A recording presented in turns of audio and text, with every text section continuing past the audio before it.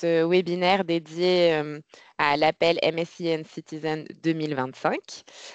Aujourd'hui, donc, on va enregistrer les différentes présentations qui vous seront proposées. Donc, on vous demande de bien vouloir être vigilant à ce que vos micros soient bien coupés pendant les présentations. Et si vous ne voulez pas apparaître sur la vidéo du webinaire, de couper vos caméras. Voilà, pour les questions, on vous demande aussi d'attendre la fin des différentes présentations avant de poser vos questions, puisque parfois la réponse à votre question se trouve dans les slides qui vont venir.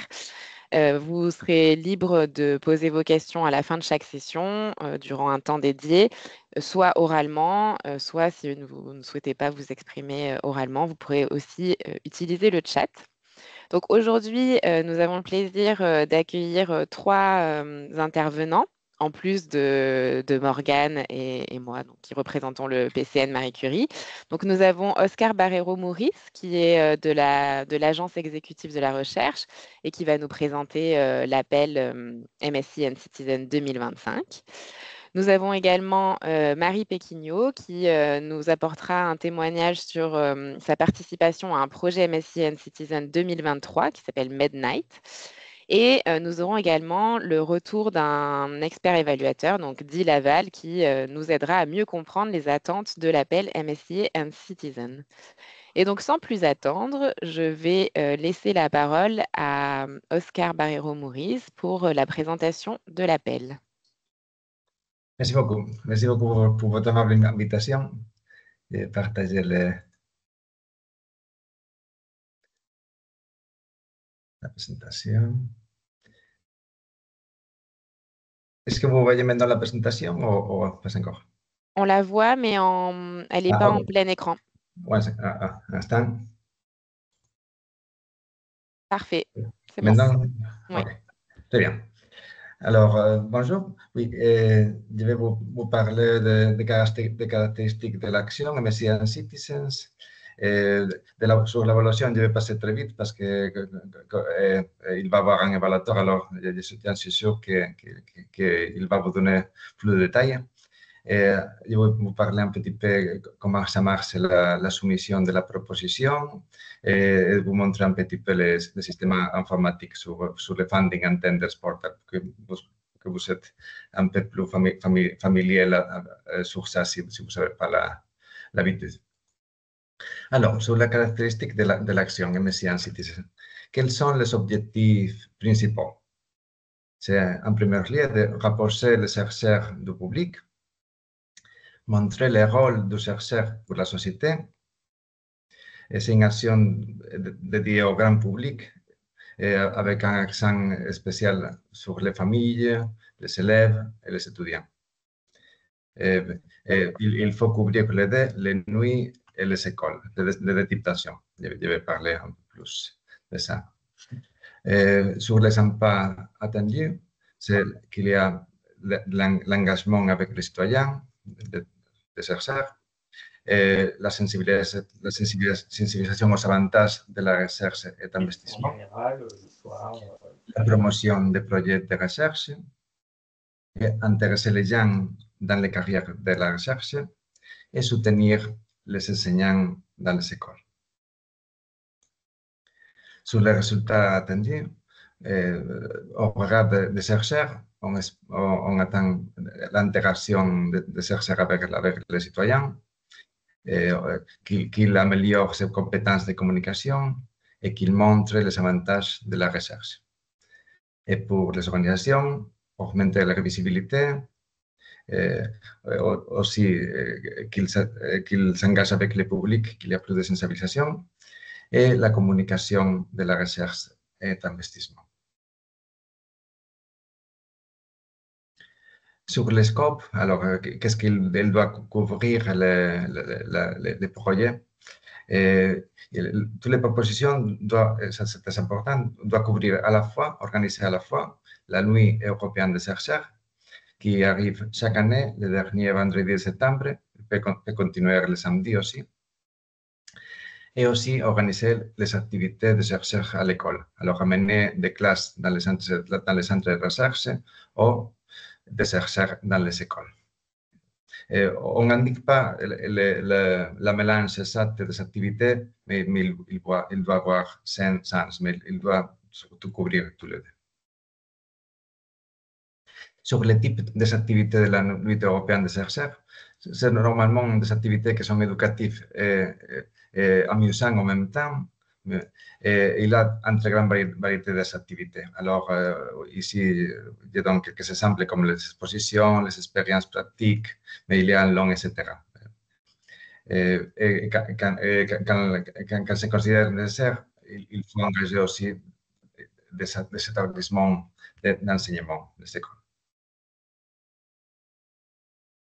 Sur les activités dans les écoles, les chercheurs montrent leurs travaux et l'intégration peut avoir de différentes formes aussi, comme présentation, visite des installations de recherche, et un long, etc. Et quelles sont les caractéristiques principales de l'action? Alors, sur la nuit des chercheurs, il doit être mis comme un événement européen. Dans le passé, on faisait ça avec la EU Corner, mais maintenant, tous les projets ont l'opportunité de voir les meilleures façons de montrer qu'il s'agit d'un événement européen. Ça, c'est assez important. Sur les chercheurs à l'école, les activités organisées peuvent avoir tous les temps pendant la durée du projet, de mois 1 au dernier. Alors, il s'agit de choisir les meilleurs moments. Idéalement, ils doivent engager les chercheurs aussi financés par l'Union européenne, mais ce n'est pas obligatoire, mais il faut essayer, mais ce n'est pas toujours facile d'engager les chercheurs financés par l'Union européenne, mais bon, il faut essayer. Et l'action doit montrer aussi l'équilibre des sexes, la diversité et l'inclusion. Et les applications d'autres qualités peuvent avoir le statut d'événement associé. Ça veut dire qu'ils passent sur tous les critères que je vais montrer plus tard. Ils ont un certain marque comme plus de 3. Mais bon, je vais expliquer plus tard. Mais ils ont l'opportunité d'organiser l'événement, mais malheureusement sans financement. Sur l'éligibilité des participants. Le demandeur doit être dans un État membre de l'Union européenne ou un pays associé à Horizon Europe. Les activités dans les pays non associés ne sont pas finançables. On ne peut pas les financer. Et sur les mécanismes de financement, il s'agit d'un lump-sum et la contribution de l'Union européenne peut varier entre 5 000 et 175 000 euros par édition. Alors, un projet couvrant des éditions de 2026-2027 peut avoir un budget entre 100 000 euros et 350 000. Ça, c'est un peu plus haut que dans le dernier appel. Parce que dans le dernier appel, c'était 300 000 euros, maintenant c'est 350 000. Et le candidat propose un montant forfaitaire basé sur une estimation détaillée des coûts. Alors, les propositions doivent contenir un budget détaillé, comme j'ai commenté. Il doit détailler les coûts directs, comme les frais de personnel, les coûts de sous-traitance, les frais d'achat et des autres catégories.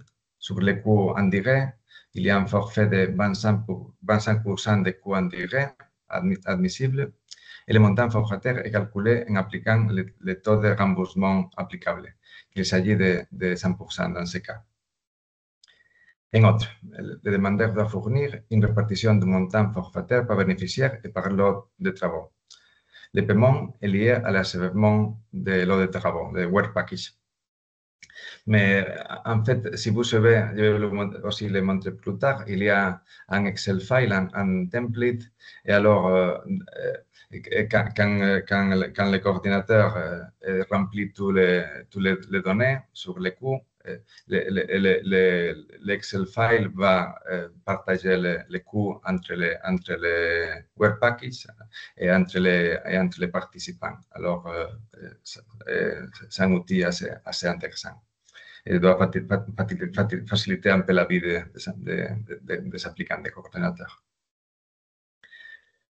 Il y a une très importante nouveauté sur le processus d'évaluation parce qu'à partir de cette année, cet appel, pour assurer la couverture géographique la plus large possible, au début, on va classer les pays, la proposition avec les marques plus haut de chaque pays. Et ensuite, comme avant, dans l'ordre de classement. Alors, par exemple, la première proposition française, la première italienne, la première de la Croatie. Et après, quand on épuise tous les pays qui ont atteint le minimum threshold, alors on passe à l'ordre de classement normal, comme se faisait avant. Sur le timing, l'appel vient d'ouvrir le 17 juin et va fermer le 22 octobre. Et il y a un budget de 16 millions d'euros, un peu plus de 16 millions d'euros. Maintenant, sur l'évaluation de propositions, je vais passer assez vite parce qu'on va avoir une présentation. Mais bon, sur l'évaluation, il y a une évaluation individuelle par un minimum de 3 experts. Après, il y a une réunion des experts en consensus. Et après, il y a les rankings, le classement de propositions. Ça, c'est les critères d'attribution. J'imagine que l'évaluateur va parler un peu de ça. Mais ce qui est important est que si vous suivez les templates qu'il y a dans le système d'application, vous allez expliquer tout ça et vous savez, et en fait, c'est obligatoire de suivre les templates. Alors, c'est bien de les lire attentivement, mais si vous suivez les templates pour l'application, ce n'est pas de souci. C'est l'excellence, impact, et qualité et efficacité de la mise en œuvre. Sur les notes d'évaluation, comme j'ai dit, il y a 3 critères et chaque critère sera noté sur 5.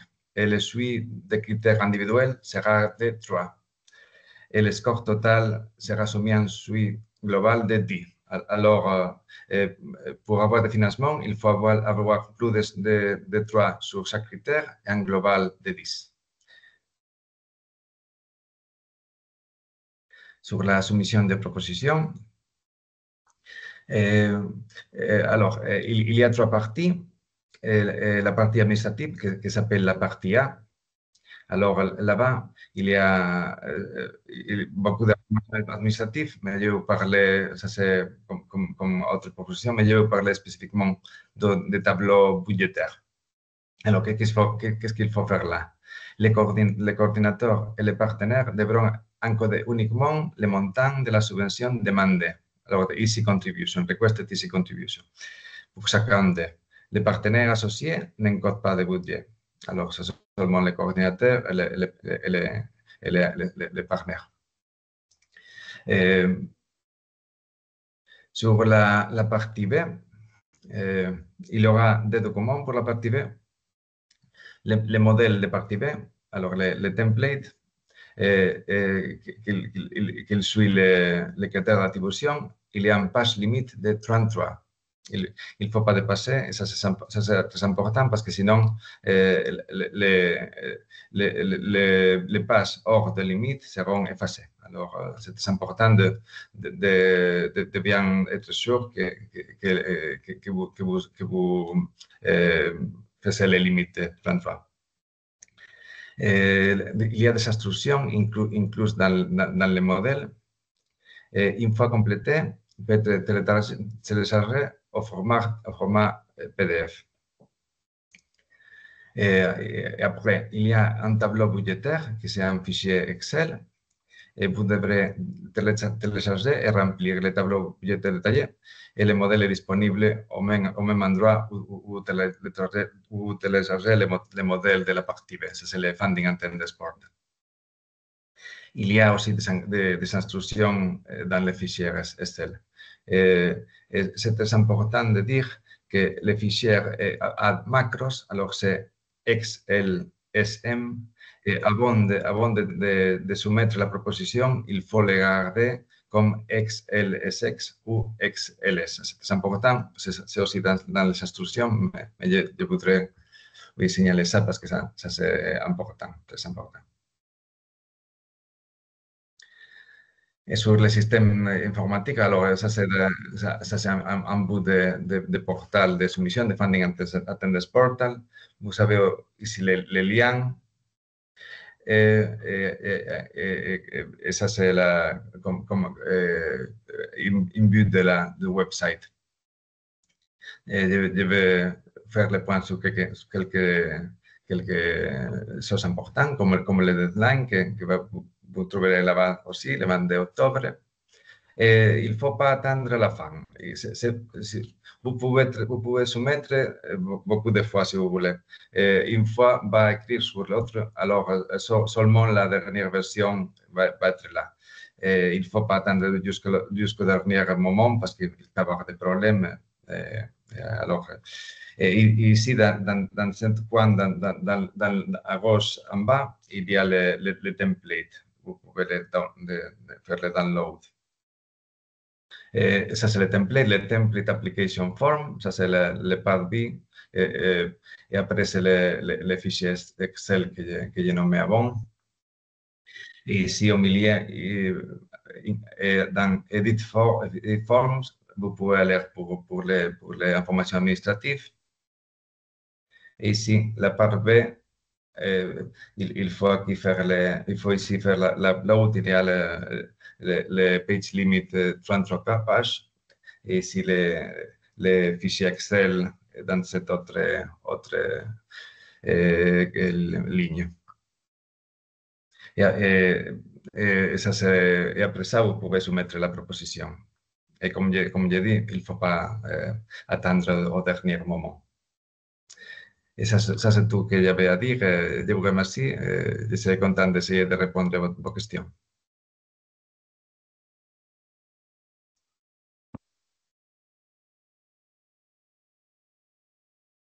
Merci beaucoup, Oscar, pour cette présentation de l'appel 2025.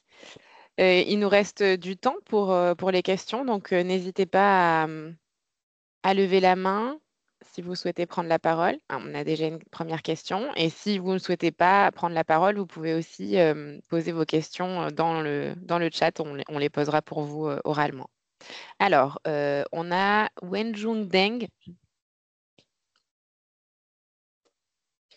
Allez-y, vous pouvez ouvrir votre micro et votre caméra.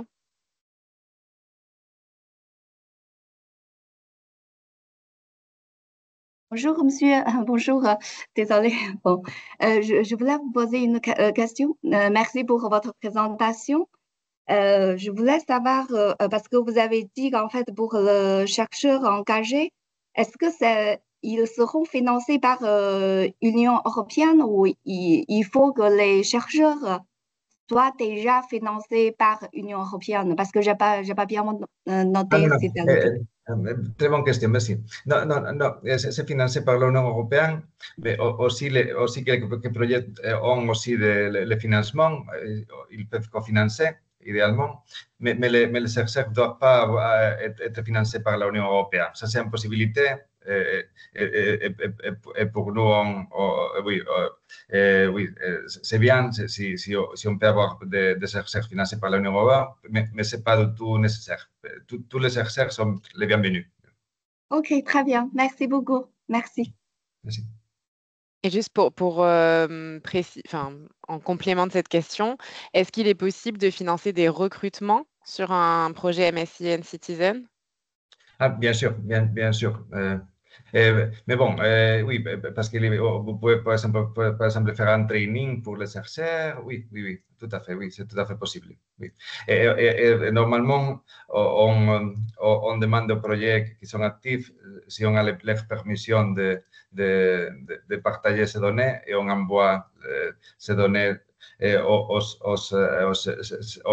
chercheurs qui sont actifs Marie Curie Fellows. Alors, les fellows vont décider si ils contactent le projet pour participer ou pas, mais bon, pour faciliter un peu les choses. D'accord. Mais on ne va pas recruter des chercheurs pour faire de la recherche sur un projet MSc and Citizen. Non, non, non, ça c'est une activité de promotion de la science, mais pas de recherche même. Oui, oui, c'est seulement pour la promotion de la science. Oui, tout à fait. Merci. On avait une question de Marie Péquignot. Bonjour.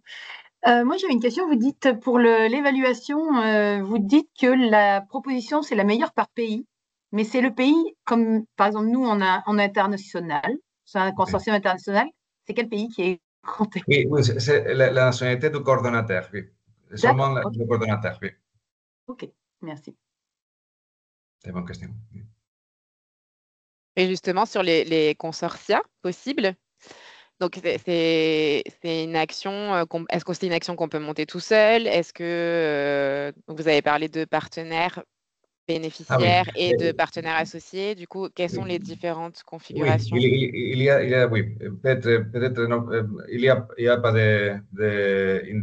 il peut être, par exemple, en université toute seule, ou il peut être en consortium avec beaucoup de partenaires. Alors, il n'y a pas une seule configuration. Il n'y a pas un minimum de participants. Alors, un seul, c'est déjà éligible.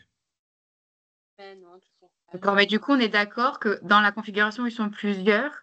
Si je reprends votre exemple, l'université, donc, en fait, comme c'est monobénéficiaire, elle est bénéficiaire, il y a qu'elle qui va recevoir l'argent, et tous les autres sont partenaires associés, et après on redistribue, enfin, il y a une redistribution possible ou... Oui, oui. Si c'est partenaire associé, ils ne peuvent pas avoir de budget, mais s'ils sont partenaires, ils peuvent avoir des On peut les partenaires. mettre en bénéficiaire alors. Oui, s'ils sont des bénéficiaires. Il y a les coordinateurs, les bénéficiaires et les partenaires Donc, associés. c'est comme dans les autres actions. Très bien. Merci. Il y a une question de Julie Marteau dans le chat. Il y a un micro qui est ouvert, s'il vous plaît. Je vais couper le micro de la personne. Ça a été fait, merci beaucoup. Donc, il y a une question de Madame Marteau qui dit « Bonjour, est-ce possible de mettre dans le budget des financements d'emplois étudiants ?» Ok, ça semble une question assez particulière. Alors, si vous pourriez m'envoyer la question, je vais consulter avec mes collègues de finances. D'accord, on vous la transmettra, alors il n'y a pas de souci. Mais aussi, ce que c'est important aussi sur le compte, c'est que c'est les experts qu'on recrute qui vont regarder le budget et nous dire si ça a du sens, si ça c'est bien. Alors, oui, c'est le moment pour nous d'analyser si le budget est adéquat. L'évaluation. Merci. Et du coup, il y a une autre question de Charlotte Souris, mais du coup, vous y avez répondu dans la présentation, mais elle demande, cela veut dire qu'un seul projet est financé par pays. Mais il me semble que c'est pas tout à fait ça. Non. C'est le premier de chaque pays. Et quand par exemple, si on a 30 pays, normalement on a 50 projets. Alors, il y aura, après le dernier pays qui a les 10 points, alors on part sur les... Alors, on a fait des simulations et il peut y avoir plusieurs projets par pays, mais il peut y avoir un seul, c'est vrai. Oui, ça dépend de la qualité des projets, oui. Oui, si j'ai bien compris, tous les pays, pardon, toutes les propositions de projets sont évaluées. On garde que celles qui ont passé le seuil minimum pour être considérées pour financement. Ensuite, on fait la liste de toutes les propositions par pays. On va financer une proposition par pays qui a atteint le minimum. Et s'il reste du budget, après, on prend par l'ordre, enfin, Oui, par oui, tout à l'ordre fait. De de qualité, oui. notes. Ouais. Oui, oui, tout à fait, oui. Ça, c'est parfait, l'explication. Oui. Ok. Et ça, c'est nouveau, c'est Oui, depuis cette oui, année. oui, oui, à partir de cette année, oui. Le programme de travail a changé, oui. Et ça, c'est une nouveauté très importante, oui. Ok. Merci beaucoup. Est-ce qu'on a d'autres questions? Il n'y en a pas dans le chat. Je ne vois pas de main levée. Ah, Ah, si, il y en a une nouvelle. Andrea. Oui, bonjour à tous. J'avais une petite question parce qu'effectivement, c'est un dispositif qui est assez intéressant pour faire tout ce qui va être de la communication, de la dissémination, etc., des résultats. Et du coup, on se posait un peu la question si éventuellement, voilà, un lauréat qui serait sur un Marie Curie PF pourrait bénéficier de ce genre de dispositif pour mettre en œuvre des actions, ou s'il fallait forcément que ce soit, on va dire, quelqu'un avec quand même un background plutôt avancé sur sa science ou quelque chose comme ça. Oui, oui, il n'y a pas de restriction. Alors, c'est la volonté de chercheur et la volonté de coordinateur. Et en fait, on envoie au PF l'information sur les projets existants pour voir s'ils veulent les contacter. Alors, c'est très bien, oui, mais il n'y a pas de restriction. Alors, oui, si vous voulez participer dans un projet, et on a je vais vous envoyer le lien. Il y a un site web de nos collègues de la Direction générale d'éducation et culture il y a un plan de l'Europe avec tous les projets, la distribution des projets. Je vais vous envoyer ça pour distribuer aux participants. Ça donne une idée très claire de la distribution des projets et pour un chercheur de voir et de contacter un projet de MSc en Citizens. Ok. Après, il faut que faut qu'on en discute aussi parce que comme ils n'ont pas de position permanente aussi, il faut voir au niveau des temps d'évaluation, etc. Mais ok, très bien. Merci. Merci. Est-ce que je peux dire un tout petit mot là-dessus? Oui, Bien sûr. oui. Bonjour. Juste un tout petit mot. Bonjour, pardon. Moi, j'ai été donc, en évaluation l'année dernière sur l'ancien appel d'offres et je voulais juste réagir à cette question. Nous, en évaluation, on n'évalue pas du tout si les chercheurs sont très seniors ou s'ils ont une grande carrière derrière eux. On évalue une action de médiation des sciences, de promotion des sciences, qu'elle soit faite par des personnes qui peut-être sont en début de carrière de recherche ou des personnes en fin de carrière. On le lit, mais c'est pas ça c'est pas ça qu'on va évaluer. On est ravi d'avoir des personnes en tout début de carrière, des personnes jeunes justement aussi.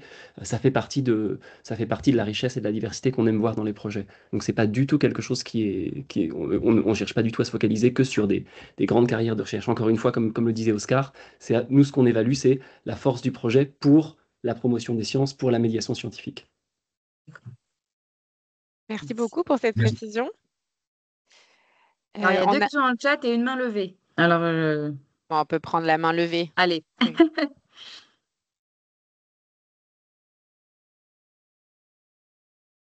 Florence, si vous...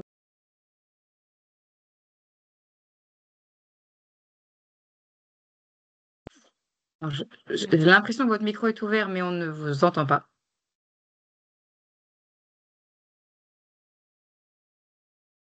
D'accord, le micro est bien ouvert, mais ouais. Mettez écrire la question. Ouais. Et le temps que vous écriviez votre question, du coup, on va retourner dans le chat. Donc, on a eu une question de Yuma Mukré qui nous dit « Bonjour, peut-on mentionner d'autres événements de promotion de la science dans la proposition ou doit-on se focaliser sur les deux mentionnés, la Nuit européenne des chercheurs et l'activité dans les écoles ?» Comme je dis, bien sûr, il y a des parties du template qu'il s'agit de voir l'expérience aussi de gens qui organisent l'événement. Alors, ce qu'il faut faire, c'est suivre cette template, ce document, mais bien sûr, il peut parler d'autres activités qu'ils font. Mais bon, oui, ça dépend de chaque coordonnateur. Et si jamais on prévoit des actions en plus de l'organisation de la Nuit européenne des chercheurs et les activités dans les écoles, est-ce que c'est finançable par l'action? Est-ce qu'on peut le prévoir dans le budget? J'avais dit que non, non, ça non. Ils doivent être non, ça c'est pas finançable parce que le focus de l'action c'est ou la nuit de chercheurs ou les chercheurs à l'école. Mais je parle qu'ils peuvent mentionner des autres actions qu'ils font pour montrer qu'ils sont l'expérience, mais pas pour financer des choses qui sont pas dans le focus de l'action. D'accord, merci. Alors, on a une autre question. Serait-il pas possible de faire une proposition? Du coup, c'est la question inverse. Là, la question d'avant, on en rajoutait, là, on en enlève. Serait-il pas possible de faire une proposition uniquement pour la Nuit européenne des chercheurs? Peut-être, mais ça a très peu de possibilités d'être financé parce qu'il y a beaucoup de concurrence. Et comme je dis, dans les règles d'évaluation, on dit que la proposition doit couvrir tous les scopes. Et le scope, c'est la nuit, c'est les activités à l'école. Alors, si le scope, c'est 50%, la nuit, la marque va se réduire. Alors je crois que ce n'est pas une bonne idée. Il faut couvrir tous les scopes de l'action. Merci beaucoup. Alors, ensuite, on a... Alors, est-ce un projet porté par un établissement ou un projet porté par un chercheur? Établissement normalement, parce que non, c'est pas pour les chercheurs individuels de présenter un projet non, pas du tout. Parce que normalement, il y a 100 chercheurs, 100 chercheurs, ça dépend du projet, mais c'est pas c'est pas pour les chercheurs d'organiser ça. C'est plutôt pour les organisations, oui, tout à fait, oui. Ouais, on n'est pas sur une bourse individuelle pour Voilà. valoriser les résultats d'un projet pas Marie du tout, Curie ou pas du tout, voilà. pas du tout, non, ça c'est pas l'intention, non. Et alors, Comment, du coup, oui, pardon, comme on a dit, allez-y. le budget, oui, c'est entre 100 000 euros et 350 000, oui, ça c'est pour une organisation organiser un événement gros pour avoir un pas, oui, c'est pas pour les personnes individuelles. Merci beaucoup. Et du coup, un peu dans la continuité de cette question, il y en a eu une autre qui doit-on citer le nom de tous les chercheurs participants à l'initiative dans la proposition déposée ou peut-on simplement mentionner les institutions en attendant d'avoir la liste précise des noms? Oui, oui, oui. Ça c'est une confusion. C'est seulement les chercheurs qui participent dans le groupe qui va écrire la proposition ou qui est dans la gestion ou qui vont être dans la gestion du projet. Alors, c'est seulement les chercheurs vraiment engagés dans ce groupe petit qui prépare la proposition. C'est pas parce que normalement ils ne savent pas qui va participer, mais bon. Et aussi, il y a une chose, oui, c'est ça, oui, ça c'est important. Il ne faut pas mettre toute la liste de chercheurs qui vont participer, non, ça c'est pas l'intention. Ça serait plus Voilà, lourd. il faut quand même identifier un porteur au sein de l'institution scientifique, enfin voilà, le contact scientifique qui va s'engager dans l'organisation et la gestion du projet. Donc, je pense que c'est une question qui est liée aussi à l'organisation dans certaines institutions. Est-ce qu'on aurait pu envisager qu'il y a un administratif qui rédige la proposition et qui ensuite cherche des participants? Il faut quand même avoir identifier un chercheur qui est d'accord pour porter le projet au sein de l'institution, en plus du personnel administratif qui peut être impliqué. Oui, c'est pas obligatoire même d'avoir un chercheur mais en fait, pour votre information, les genres de chercheurs principaux peuvent être utilisés dans les cas où les notes sont exactement les mêmes. So, ex aequo. Si des propositions on dit, on a une liste de critères qu'on utilise pour voir qui va avant, alors bon, ça c'est vrai. Mais ce n'est pas obligatoire parce qu'il peut y avoir une proposition qui n'a pas de chercheurs dans la gestion du projet ou qui écrivent le projet. Alors, mais bon, il faut lire ça avec attention pour avoir le plus de chances. Merci. Et alors, du coup, ouais. Pardon, la question de Florence donc, qui est arrivée du coup sur le chat. Donc, en complément du dernier échange, ou par rapport à ce que vous dit sur le fait que ça peut être, enfin, on ne garde pas le profil de si c'est un jeune ou une personne plus senior. Est-ce qu'un ingénieur ou une ingénieure de recherche peut être le PI d'une action MSCA Student, même s'il n'est pas chercheur, chercheuse? Question un peu franco-française.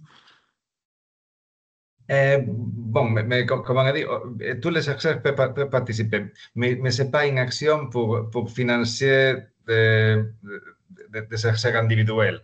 C'est une action pour communiquer la science et tous les gens qui sont en relation avec la recherche peuvent participer, bien sûr. Tu peux montrer ton projet, qu'est-ce que tu fais, bon, peut-être un ingénieur, un chercheur, bon, peut-être différent. C'est au coordinateur de l'action de décider et d'inviter les gens à participer, engager les gens. Mais je vois que peut-être ce sont des gens qui sont intéressés à financer quelque chose, ce n'est pas pour ça, non. Alors, il y a une nouvelle question, visiblement, sur cette histoire de couverture géographique n'a pas l'air claire pour tout le monde. Pouvez-vous préciser ce que signifie assurer la couverture géographique la plus large possible?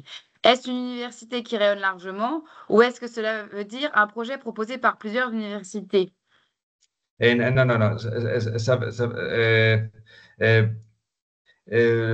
En proportion peut avoir des participants de différents pays, mais bien sûr, ça c'est très bien, mais comme on a dit, on va considérer seulement la nationalité du coordinateur.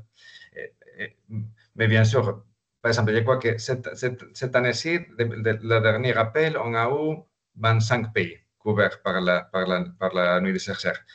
Il y en a des pays qui ont été dehors parce qu'ils n'avaient pas de position de suffisamment qualité. Alors, avec cette approche, on espère avoir, au lieu de 25, mais peut-être 30 pays, 35.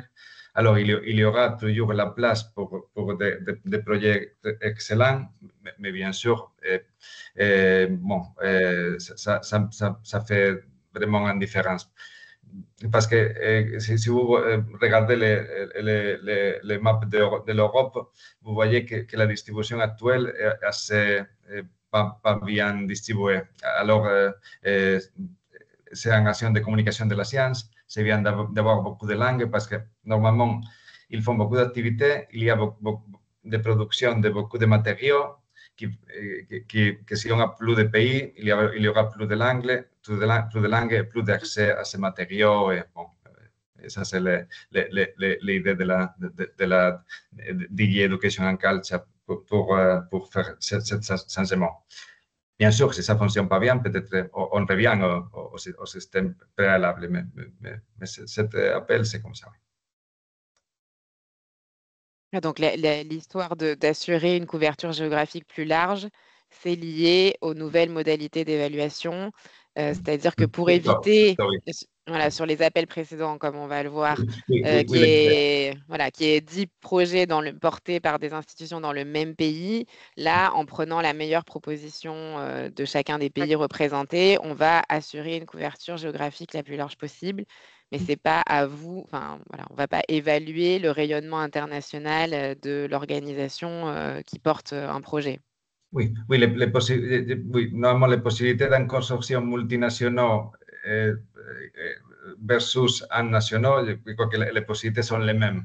Peut-être les consortiums multinationaux ont la possibilité de choisir les coordinateurs. Il y a des pays où il y a beaucoup de concurrence et des pays où il y a moins de concurrence. Alors, ils ont un peu plus de possibilités de choisir quelle nationalité ils vont avoir comme coordonnateur. Vous vouliez compléter? Oui, juste un tout petit mot par rapport à cette idée de la couverture géographique. Elle est mentionnée dans l'appel. Dans l'appel, on a une phrase spécifique là-dessus qui dit les partenariats au niveau régionaux, nationaux, voire cross-border, donc internationaux, sont fortement encouragés pour avoir un bon geographical spread, donc une bonne couverture géographique. C'est écrit comme ça dans l'appel. Ça signifie que l'appel ne vous dit pas que vous devez faire un partenariat absolument ou que ça vous suffit. Il nous dit simplement, nous vous encourageons à faire des partenariats pour avoir un grand geographical spread. Donc, les évaluateurs et les évaluatrices vont regarder votre proposition et vont chercher ce good geographical spread.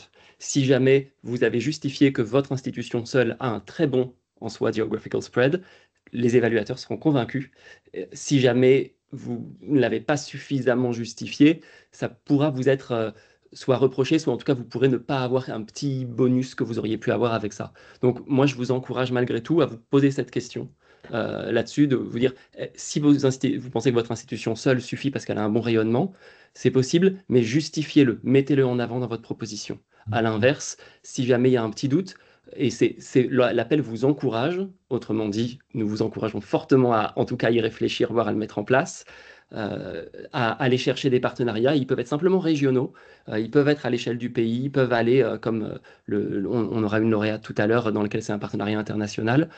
C'est quelque chose qui va être apprécié. Donc, c'est pas forcément quand on dit que c'est strongly encouraged, généralement, les évaluateurs vont pas vous enlever des points si vous ne l'avez pas. En revanche, ils vont le voir d'un très bon œil, voire vous féliciter, et ça se ressentira parfois sur la note, si jamais vous l'avez fait. Donc moi, je vous encourage en tout cas à traiter cette question pour que si l'équipe d'évaluation cherche cette information, elle trouve des justifications là-dessus. Merci beaucoup, c'est très clair. Il y a une dernière question qui est liée aussi au portage. Est-ce que quelqu'un en cours d'un projet MSI EPF peut monter un projet MSI and Citizen? Comme on a dit, c'est pas l'intention. Ils peuvent participer, ça c'est très bien. On voudrait avoir les fellows PF à participer dans un projet, mais c'est pas pour les chercheurs PF de présenter en proposition, non. C'est pas du tout ça, non. Non. Voilà, donc on l'a dit, Pour les institutions. le portage, il est par une institution et ensuite, tous les chercheurs de l'institution pourront être impliqués et ils n'ont pas besoin d'être identifiés. Voilà. Et on a une question qui va faire une parfaite transition. Peut-on avoir une idée du taux de succès à ces appels? Et justement, on avait prévu une intervention du PCN sur les statistiques. Et donc, c'est Morgane qui va vous présenter les statistiques des appels précédents.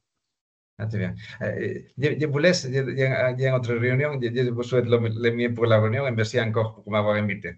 Bonne journée. Merci beaucoup pour votre intervention, Oscar. Au revoir. Au revoir.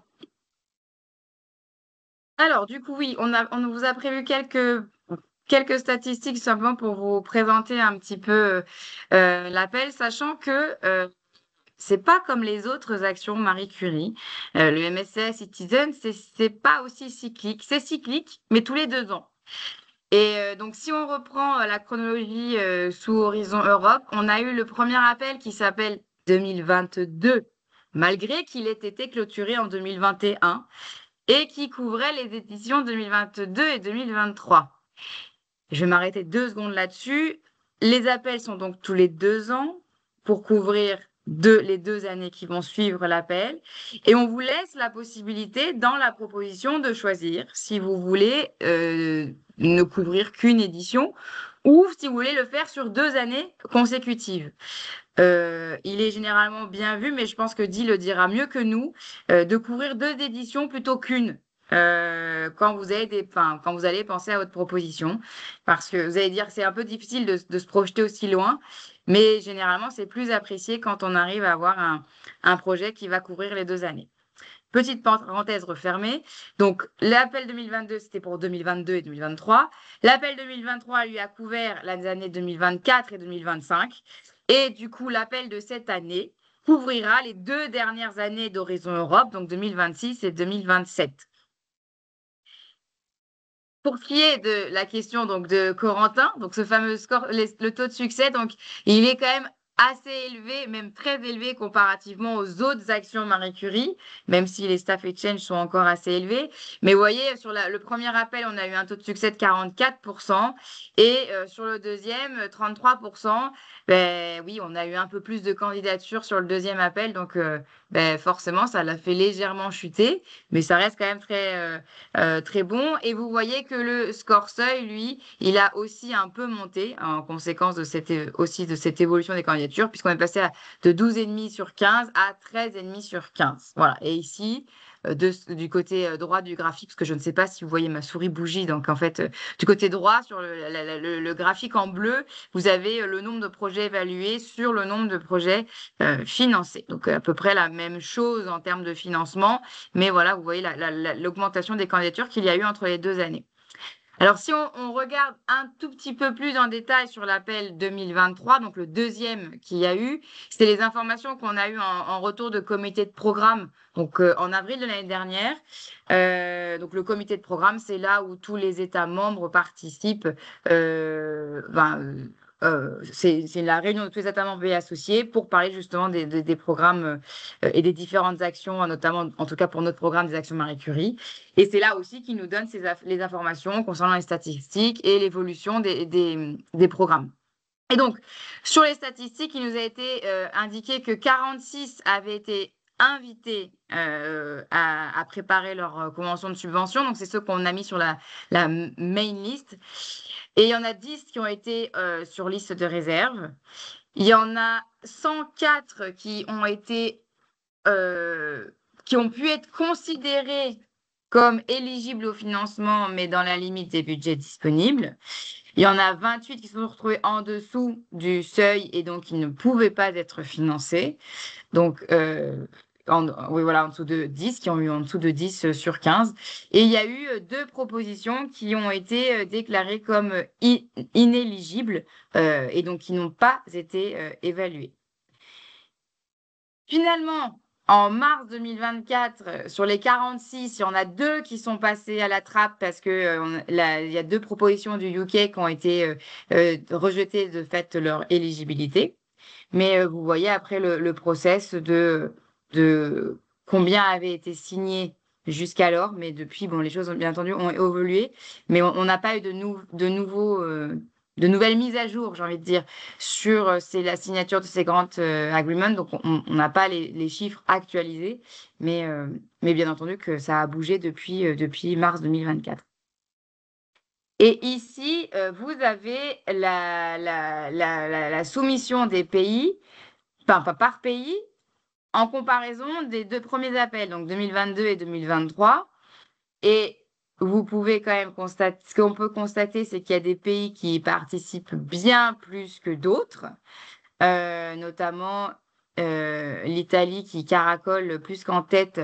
Mais vous allez voir que quand on prend les résultats, eh ben, certes, l'Italie caracole en tête, mais finalement, la couverture géographique après s'amoindrit. Et c'est pour ça que ils ont instauré cette nouvelle règle, donc de prendre au moins une proposition. Donc si je reviens sur la slide d'avant, c'est de prendre au moins la meilleure proposition de chacun de ces pays qui ont participé pour garantir une couverture géographique la plus large et qu'on ne se retrouve pas à l'arrivée avec des zéros sur certains pays. Voilà. Donc, et à l'arrivée, donc sur l'appel 2023, il y en a finalement que 42 qui auront été financés parce que sur les 46 de départ, donc il y en avait 2 qui avaient été déclarés inéligibles pour le UK, mais en fait, il y en avait 2 autres encore avec le UK. Donc, on est arrivé à 42 et il y en a 4 des 10 sur la liste de réserve qui ont finalement été repêchés et qui ont été financés. Voilà ce qu'on voulait vous donner comme information sur les statistiques. Je ne sais pas s'il y a des questions à ce sujet. Il y a plus une remarque qu'une question, mais qui est intéressante. Donc, si je comprends bien, c'est la dernière occasion de déposer un projet avant la fin du programme. Oui, il faut y aller maintenant. Et puis j'ai même tendance à dire qu'avec cette phase pilote, puisqu'Oscar disait que potentiellement, il pourrait faire, rétro-pédaler si jamais il voyait que ça ne fonctionnait pas, cette histoire de prendre la première candidature par pays. C'est d'autant plus l'occasion d'y aller maintenant parce qu'on on a une petite chance de plus de se voir parmi le meilleur du pays. Donc, il faut y aller. Donc c'est avant la fin du programme cadre Horizon Europe. Horizon Europe, bien Et sûr. on espère bien que l'action sera maintenue dans le cadre du FP10, donc du futur programme cadre pour la recherche et l'innovation. Est-ce qu'on a d'autres questions peut-être sur ces éléments statistiques? Et non, on avait juste le commentaire du coup de Corentin qui disait même si la nouvelle manière de faire le ranking par pays va sans doute biaiser un peu tout ça. Oui, il y a des chances que ça biaise légèrement l'affaire, mais on verra à l'arrivée. Ils sont satisfaits des projets qu'ils auront financés parce que je pense qu'il y a ça qui va rentrer aussi en ligne de compte et est-ce qu'ils auront suffisamment de propositions de qualité pour qu'on ne finance pas non plus. Voilà, si on est le seul du pays à proposer un projet, mais que ce n'est pas forcément exceptionnel, est-ce qu'ils continueront à financer dans ce sens-là? Ça, on verra tout le 10e programme cadre. Voilà. En sachant qu'il faut quand même atteindre le seuil minimal pour être considéré pour financement. Exactement. Donc, ce n'est pas juste parce que vous êtes le seul du pays à proposer quelque chose que vous allez être financé. Ça va passer. On a une autre question de Florence. Est-ce que vous avez une idée de pourquoi aucune des propositions françaises sur 8 n'a été financée en 2023? L'explication la plus plausible, c'est qu'elles n'étaient pas assez bonnes par rapport au reste des propositions. Ça reste un appel compétitif. Ouais. Donc, voilà. Je serai un tout petit peu moins dur. Alors moi j'ai été évaluateur dans cette session. Je ne pense pas avoir évalué ces propositions. De toute façon, je n'ai pas le droit de dire lesquelles j'ai évalué et ce qui s'est passé dans les évaluations. Mais je dirais surtout que la compétition a été très. Le nombre de propositions a été beaucoup plus fort que les années précédentes. Le niveau des propositions était vraiment très bon. Et quand on s'est retrouvé à faire le ranking des propositions, d'abord il y en avait énormément, mais il y en avait énormément qui avaient des très bonnes notes. Donc au final, c'est vraiment celle qui avait eu des notes, c'est la petite couche qui avait eu les notes les plus, quasiment les notes maximales, qui ont réussi à être financées. Ce qui veut dire qu'il y a énormément de propositions en France, mais dans les autres pays aussi, qui avaient eu des très bonnes notes, qui étaient des très bonnes propositions, et qui se sont retrouvées en dessous du seuil, enfin en dessous de l'endroit où, quand on avait fait où il n'y avait plus de budget en fait après pour eux, et pour lesquels n'ont pas été financés. Donc cet appel est devenu extrêmement compétitif. Et je pense que après, on en reparlera un peu plus tard durant cette session. Mais ma première réponse, ce serait pas tant qu'elles sont pas bonnes que ça a été extrêmement compétitif. Donc, il y a eu beaucoup de très bonnes propositions déçues de tous les pays.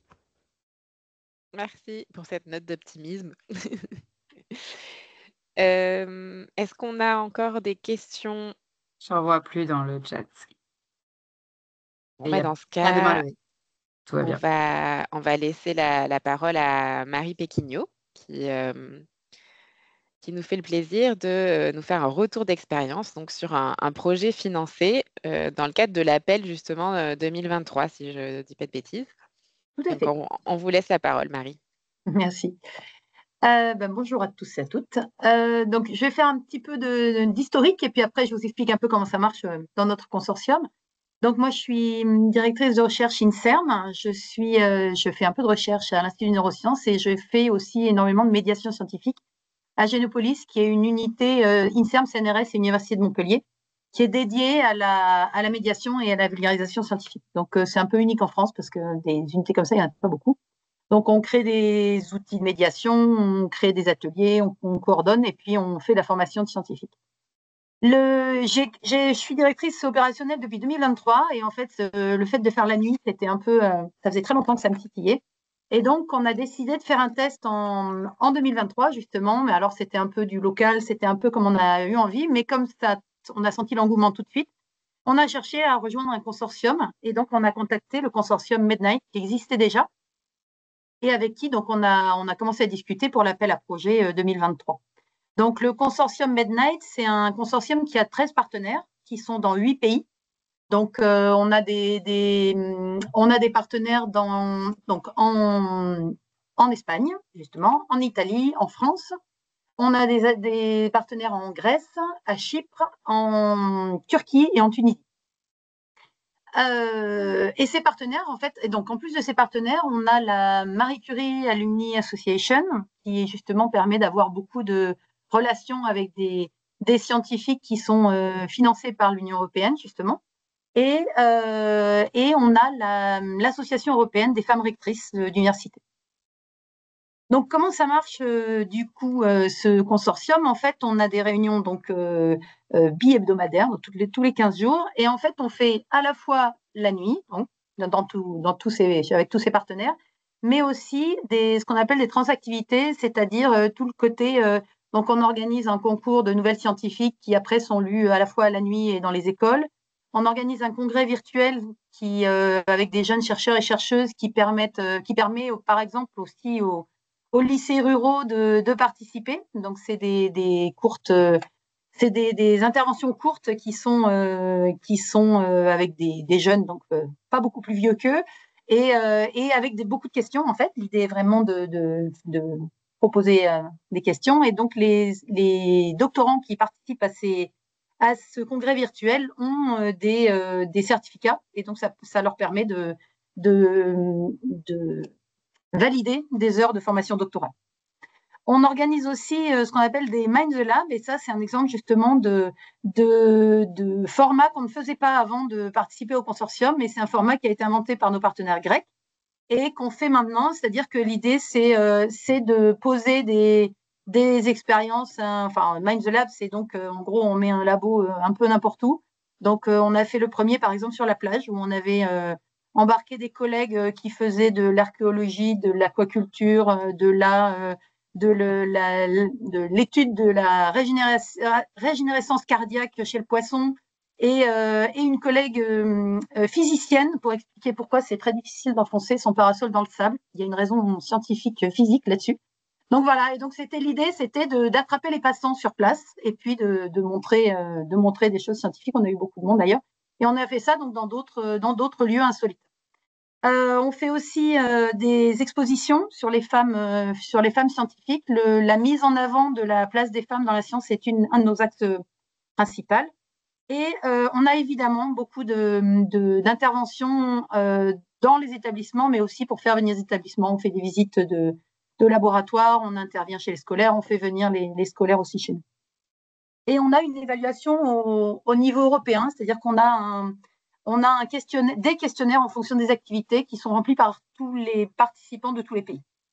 Alors, j'entendais la question sur le nombre de scientifiques impliqués. Nous, qui travaillons avec juste nous, en tant que partenaires, donc sur les 13, on a 200 à 300 chercheurs qui participent à toutes nos activités, enfin, au moins une de nos activités sur l'année. Sachant qu'il y a des partenaires qui sont plus modestes, il y a des partenaires qui sont beaucoup plus impressionnants, comme par exemple l'Université de Messine, où il y en a beaucoup plus. En Grèce, le SAICO a beaucoup de scientifiques qui travaillent avec eux. Alors, je dis chercheurs, mais c'est personnel de recherche. C'est quelque chose que nous, on essaye beaucoup de faire, c'est-à-dire de faire intervenir aussi les techniciens, les ingénieurs, les personnels aussi, d'ailleurs, administratifs, informatiques, etc. Parce que justement, pour montrer la multiplicité des métiers, c'est extrêmement important, et on se rend compte que les jeunes ne connaissent pas du tout les métiers dans les labos. En gros, dans les labos, il y a des chercheurs et puis c'est tout. Et en fait, c'est beaucoup plus large que ça. Sinon, donc, lors des réunions, mais aussi lors de notre kick-off meeting annuel, l'intérêt, c'est de partager ce qui marche, partager ce qui ne marche pas. Nous, par exemple, l'année dernière et donc cette année à nouveau, on a fait la nuit dans un lycée. On s'est rendu compte que ça avait énormément d'avantages. Et donc, on a partagé ça aussi. Comment on a organisé aussi l'évaluation, qu'est-ce qu'on utilise comme goodies, parce que pour faire évaluer les gens, il faut avoir des goodies, sinon ils ne viennent pas. Mais par contre, il y a des goodies qui font plaisir et des goodies qui ne font pas plaisir. Nous, on avait misé sur des choses qui soient durables et pas plastiques. Et ça a extrêmement bien marché. Et donc voilà, donc on échange énormément de choses sur comment on fait les choses, qu'est-ce qu'on fait, de certains formats qu'un partenaire fait et puis finalement qu'on multiplie après au niveau international. Et donc, il y a vraiment un côté moi que je trouve très, très riche. On ne voit plus les choses de la même façon au bout de 2 ans. Donc voilà, je ne sais pas s'il y a d'autres questions. On a lors de la nuit un coin de l'UE, et ça on le fait dans chez tous les partenaires, où on a à la fois, donc nous à Montpellier, on a une maison de l'Europe qui participe avec beaucoup de plaisir, donc qui vient, qui explique tout ce qui est Erasmus, etc. Et on a des chercheurs, donc grâce à l'association des alumni Marie Curie, des étudiants, enfin des chercheurs ayant eu Marie Curie, on a des scientifiques qui viennent d'un peu de tous les pays, enfin qui vivent dans tous les pays, mais qui viennent en France pour faire les nuits avec nous. Voilà. J'ai été très rapide, je suis désolée, je parle très vite, mais je répondrai à toutes les questions. Merci beaucoup. C'est vrai que c'est éclairant d'avoir un exemple concret. Je ne sais pas s'il y a des questions des participants. N'hésitez pas à prendre la parole ou à... Moi, s'il n'y en a pas, j'en ai une. Moi aussi, j'en ai d'autres. Je pense que tu peux y aller, Morgane. Bon, alors non, je veux juste revenir sur l'histoire de poser son laboratoire un peu partout. Je trouve ça assez génial comme idée. Et si je reprends votre exemple que vous avez pris sur la plage avec le scientifique archéologue, un en aquaculture, une en physicienne. Et mais je suis très curieuse de savoir pourquoi on n'arrive pas à planter son parasol. Je voulais surtout savoir, dans ce cas-là, c'est vous attirez les chercheurs et en fait, ils regardent une démonstration scientifique ou est-ce qu'ils sont pris à partie et on leur demande de contribuer à quelque chose et ils ont un résultat. Enfin, au-delà de leur apprendre quelque chose sur ce qui se fait dans la recherche, on leur propose de mettre la main à la pâte pour que ils y soient encore plus sensibilisés. Oui, mais je vois très bien. D'accord. En fait, l'idée, c'est vraiment, surtout pour les Mind the Lab, dans la nuit, lors de l'organisation de la nuit, c'est pareil. Mais j'y reviendrai après. Pour les Mind the Lab, l'idée, c'est que, en fait, pour la nuit, les gens, ils vont se déplacer pour la nuit parce qu'ils ont envie de voir de la science. Les Mind the Lab, l'idée, c'est toucher ceux qui viennent pas pour la science et qui vont donc se dire, tiens, il y a quelque chose. Alors, on essaye toujours d'avoir des loupes et des microscopes. Ça, c'est le côté vendeur. Ça marche très bien. On met un loupe et un microscope. En particulier, les enfants ont envie de regarder dedans. Mais l'idée, oui, c'est-à-dire qu'il y avait l'archéologie, c'était un jeu autour des traces, par exemple, les traces archéologiques de tout ce qui est pêche, de tout ce qui est poisson. Donc, c'était un jeu. Les enfants jouaient et devaient répondre à des questions et du coup discutaient avec l'ingénieur qui était là et qui, du coup, leur racontait un peu tout ce qu'il y avait autour. Il y avait la physicienne, en fait, elle faisait faire l'expérience. Elle faisait faire d'autres expériences à côté pour montrer petit à petit et arriver au résultat que voilà, en fait c'est un problème physique. L'aquaculture, c'était des collègues qui travaillent sur la mise en aquaculture justement du concombre de mer et donc ils faisaient toucher le concombre de mer aux enfants, ils les faisaient alors tout doucement, hein, mais expliquer à quoi ça sert, pourquoi c'est intéressant, etc. Et pour le poisson, c'était justement, ils avaient des loupes et donc ils montraient, alors j'ai dit le poisson au général, mais il y avait aussi le plancton. Ils montraient du plancton. En fait, la première question, c'était qu'est-ce qu'il y a dans la mer et tout le monde répond des poissons. Voilà. Et donc, quand on demande, c'était quelle taille de poisson? Poisson. Et en fait, ils montraient au microscope et à la loupe le zooplancton, le phytoplancton, les petites crevettes qui mangeaient le phytoplancton, puis après les poissons et les différents stades de poissons. Donc voilà, c'était assez large en fait.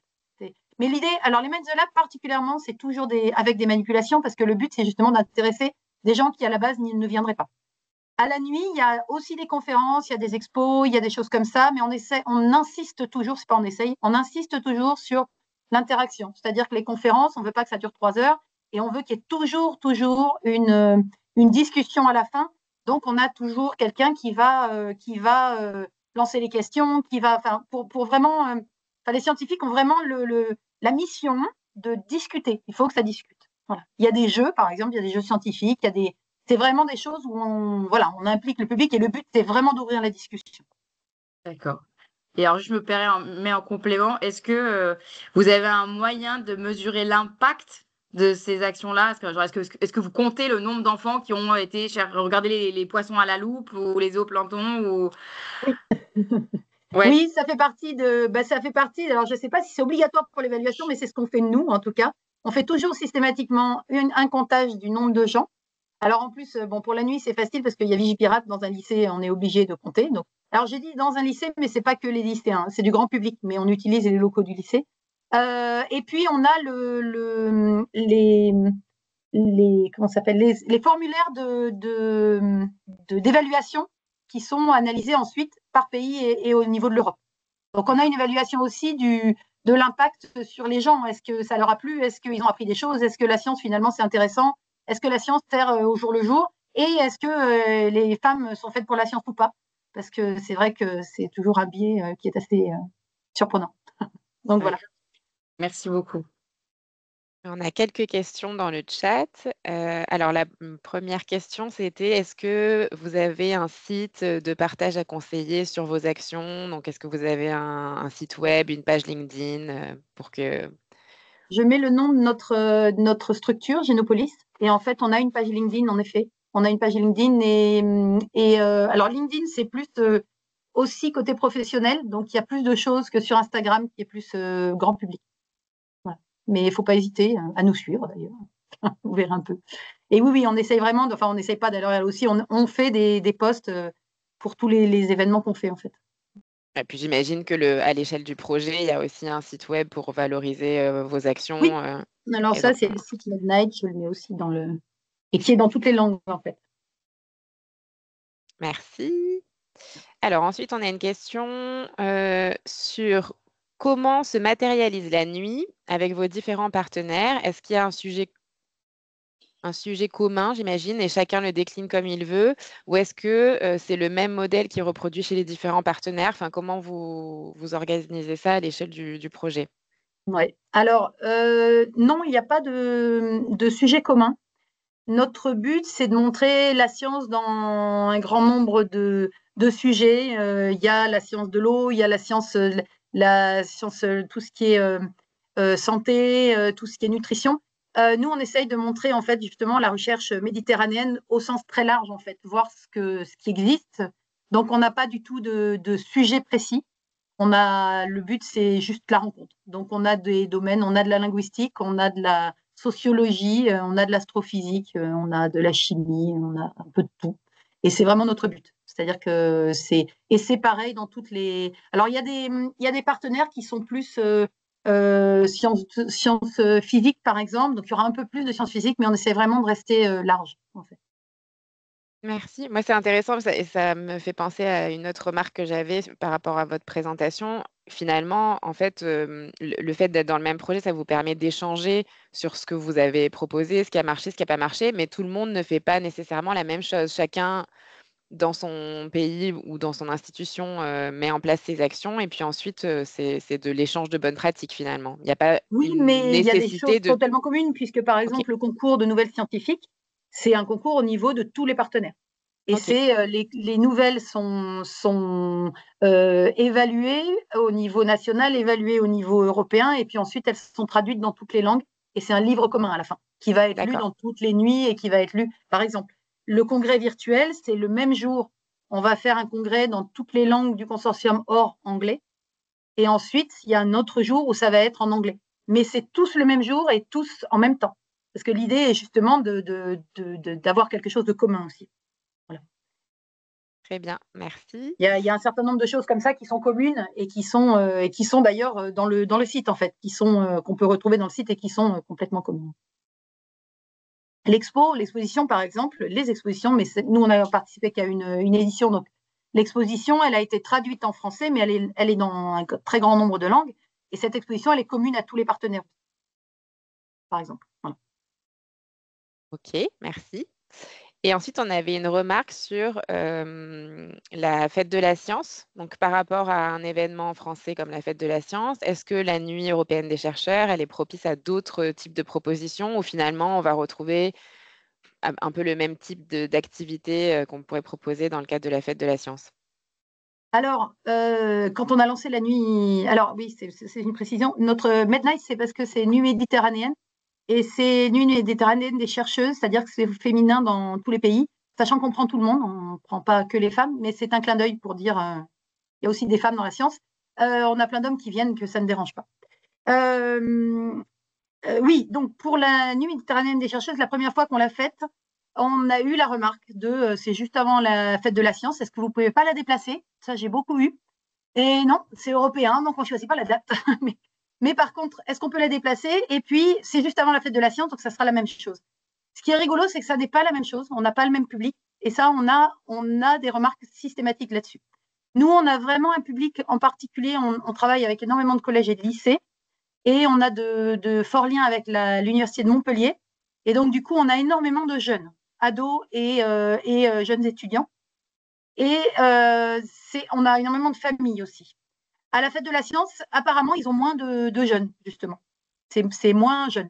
Après, c'est les remarques que j'ai eues. En tout cas, apparemment, c'est pas le même, voilà, c'est pas le même public. Moi, je sais que la fête de la science n'a pas diminué parce qu'on a fait la nuit. Et pourtant, on a beaucoup de monde. Donc là, on a eu l'année dernière, on a eu à peu près 1500 personnes qui sont venues visiter. Et donc voilà. Et en fait, les gens, ça leur plaît bien d'avoir beaucoup de choses. Sachant qu'en plus, à Montpellier, on a la nuit, après on a la fête de la science juste après on a Futurapolis et après on a le festival Va Savoir sur les sciences participatives. Donc la rentrée, c'est voilà. Mais tout le monde trouve son public. Merci beaucoup. Alors, on a une question-remarque qui est arrivée entre-temps. Je suis assez impressionnée de la diversité des actions menées par Midnight et le nombre de personnes impliquées. Pourriez-vous nous dire si la mise en œuvre du projet MSc and Citizen, dans le cadre du projet, vous avez fait appel à un cofinancement? Et si oui, de quelle nature? Alors oui, on a fait un appel à un cofinancement cette année. L'année dernière, non, mais cette année, oui. On a un financement de la mairie métropole de Montpellier. Et on a un financement, enfin, on a fait une demande de financement pour la région. On nous a dit que c'était probablement en bonne voie. Mais voilà, on a fait des demandes de financement à côté. Ce qu'il faut voir, c'est que c'est des financements qui sont assez gros, mais on est beaucoup de partenaires. Donc, le montant à la fin n'est pas non plus mirobolant. Donc, c'est génial parce qu'on peut créer énormément de choses, mais c'est pas non plus, voilà, c'est pas 1 million, quoi. Donc, voilà. Donc, du coup, on a fait appel à des cofinancements. Ce qui d'ailleurs, la région nous a clairement dit que parce qu'on avait un financement européen, on avait plus de chances d'avoir le financement en région parce que c'était labellisé. Donc, il faut réfléchir dans ces termes-là aussi, c'est-à-dire ne pas faut pas se dire j'ai eu l'Europe, donc ils refuseront parce que voilà, il faut au contraire se dire j'ai eu l'Europe, allons-y. Voilà. Très bien, merci. Et juste par rapport à ce budget, enfin à cette question du budget, donc ce sont des projets qui sont financés en lump sum, on l'a dit, hein, donc en somme forfaitaire. Vous pouvez demander dans le cadre de l'appel 2025 jusqu'à 350 000 € pour l'ensemble du consortium s'il y a un consortium ou pour l'institution unique s'il y a un porteur unique. Il faut évidemment se dire que potentiellement, vous pourrez obtenir des cofinancements supplémentaires et que même ce label, le fait d'avoir obtenu le financement européen, ça peut être un point positif, mais il ne faut pas non plus surdimensionner les actions que vous proposez parce qu'il faut envisager le cas où vous n'auriez peut-être pas l'obtention de tous les cofinancements que vous allez demander. Donc, il faut garder un équilibre entre ce que vous proposez et le coût lié aux actions que vous allez proposer, puisque ensuite, quand même, le paiement dans le cadre du fonctionnement en lump sum, il est conditionné à la mise en œuvre des actions. Et donc, on va vous demander, pour obtenir le financement réellement, de mettre en œuvre ce que vous vous êtes engagé à faire dans le cadre du projet. On n'est pas sur une obligation de résultat, mais on est quand même sur une obligation de moyens. Donc, il faut organiser ce que vous avez dit que vous alliez organiser, quand bien même vous n'obtiendriez pas les cofinancements auxquels vous aviez pu penser. Tout à fait. Après, en tant que moi, fonctionnaire, du coup, chercheuse INSERM, une partie de mon salaire a été mise en cofinancement aussi. Pour finir de répondre à la question de cofinancement, on peut rentrer une partie des salaires dedans. Donc moi, il y a une partie de mon salaire et il y a une partie du salaire de ma collègue administratrice. C'est-à-dire que voilà, vous vous faites rembourser une partie de vos salaires donc au prorata du temps passé sur le projet? Alors, ce n'est pas dans ce sens-là, c'est-à-dire que c'est considéré comme un cofinancement de la part de l'INSERM. D'accord. Voilà. Ou du CNRS selon la personne. Que vous aviez indiqué dans la proposition. C'est ça. Parce que comme j'y passe beaucoup de temps, du coup, ça fait partie du financement de l'action en général, en fait. Mmh. Et je me souviens plus si vous l'avez mentionné au début de votre présentation, vous aviez prévu dès le départ donc de couvrir 2 années ou d'en couvrir qu'une. Est-ce que ça a changé en cours de route? Alors, nous, on rentrait dans un consortium qui existait déjà et qui existait depuis 2020. Donc, eux, ils ne se posaient pas de questions, ils faisaient 2 ans. Okay. Donc, on est rentré dans 2 ans. Mais cela dit, vu l'engouement qu'on avait eu sur notre pré-édition en 2023, on ne s'est pas posé de questions. On s'est dit c'est quelque chose qu'on veut pérenniser, en fait. Parce qu'il y a eu un engouement à la fois des scientifiques. On avait, la première année, on a eu une centaine de scientifiques dès le début, quoi. La première fois, on a fait un appel assez large. On a eu une centaine de personnes. L'année dernière, on était à 140. Cette année, on a dépassé les 160.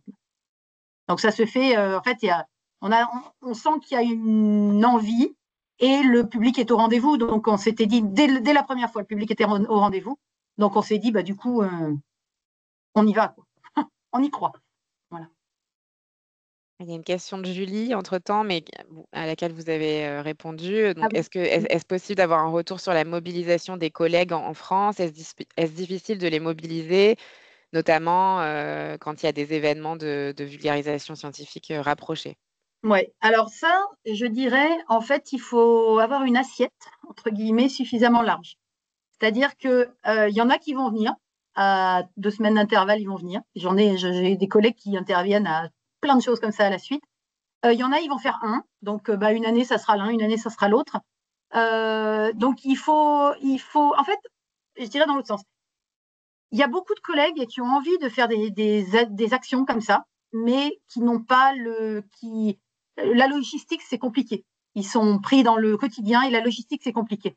Donc, ouvrir des fenêtres en disant, moi, j'organise tout. Si tu veux, tu viens. On a énormément de gens qui viennent, en fait. Du moment que c'est organisé et qu'on leur dit, voilà, tu viens avec ton matériel, tu pourras te garer à tel endroit et c'est ouvert de telle heure à telle heure, tu viens quand tu veux de telle heure à telle heure et on aura du public à peu près de cet âge-là. Voilà. Et en fait, on a énormément de gens. Mais il faut se faire une liste petit à petit de collègues, en fait. Et du coup, ils ne viendront pas tous. Mais par contre, ils ne viendront pas tous à tous. C'est-à-dire qu'on a des collègues qui reviennent tous les 2 ans, etc. Mais en attendant, on a des gens à chaque fois. Et ça augmente. Et on est d'accord que ce n'est pas nécessairement des gens qui relèvent de l'institution qui est impliquée dans le projet. Ça peut être n'importe quel pas du tout. Nous, on a CNR et CINSERM-UM. Ça, c'est nos 3 tutelles de Génopolis. Mais par contre, on a du CIRAD. On a des gens de l'IRD. On a des gens de l'INRAE. On a des gens de l'Université Montpellier 3, parce qu'on a 2 universités à Montpellier.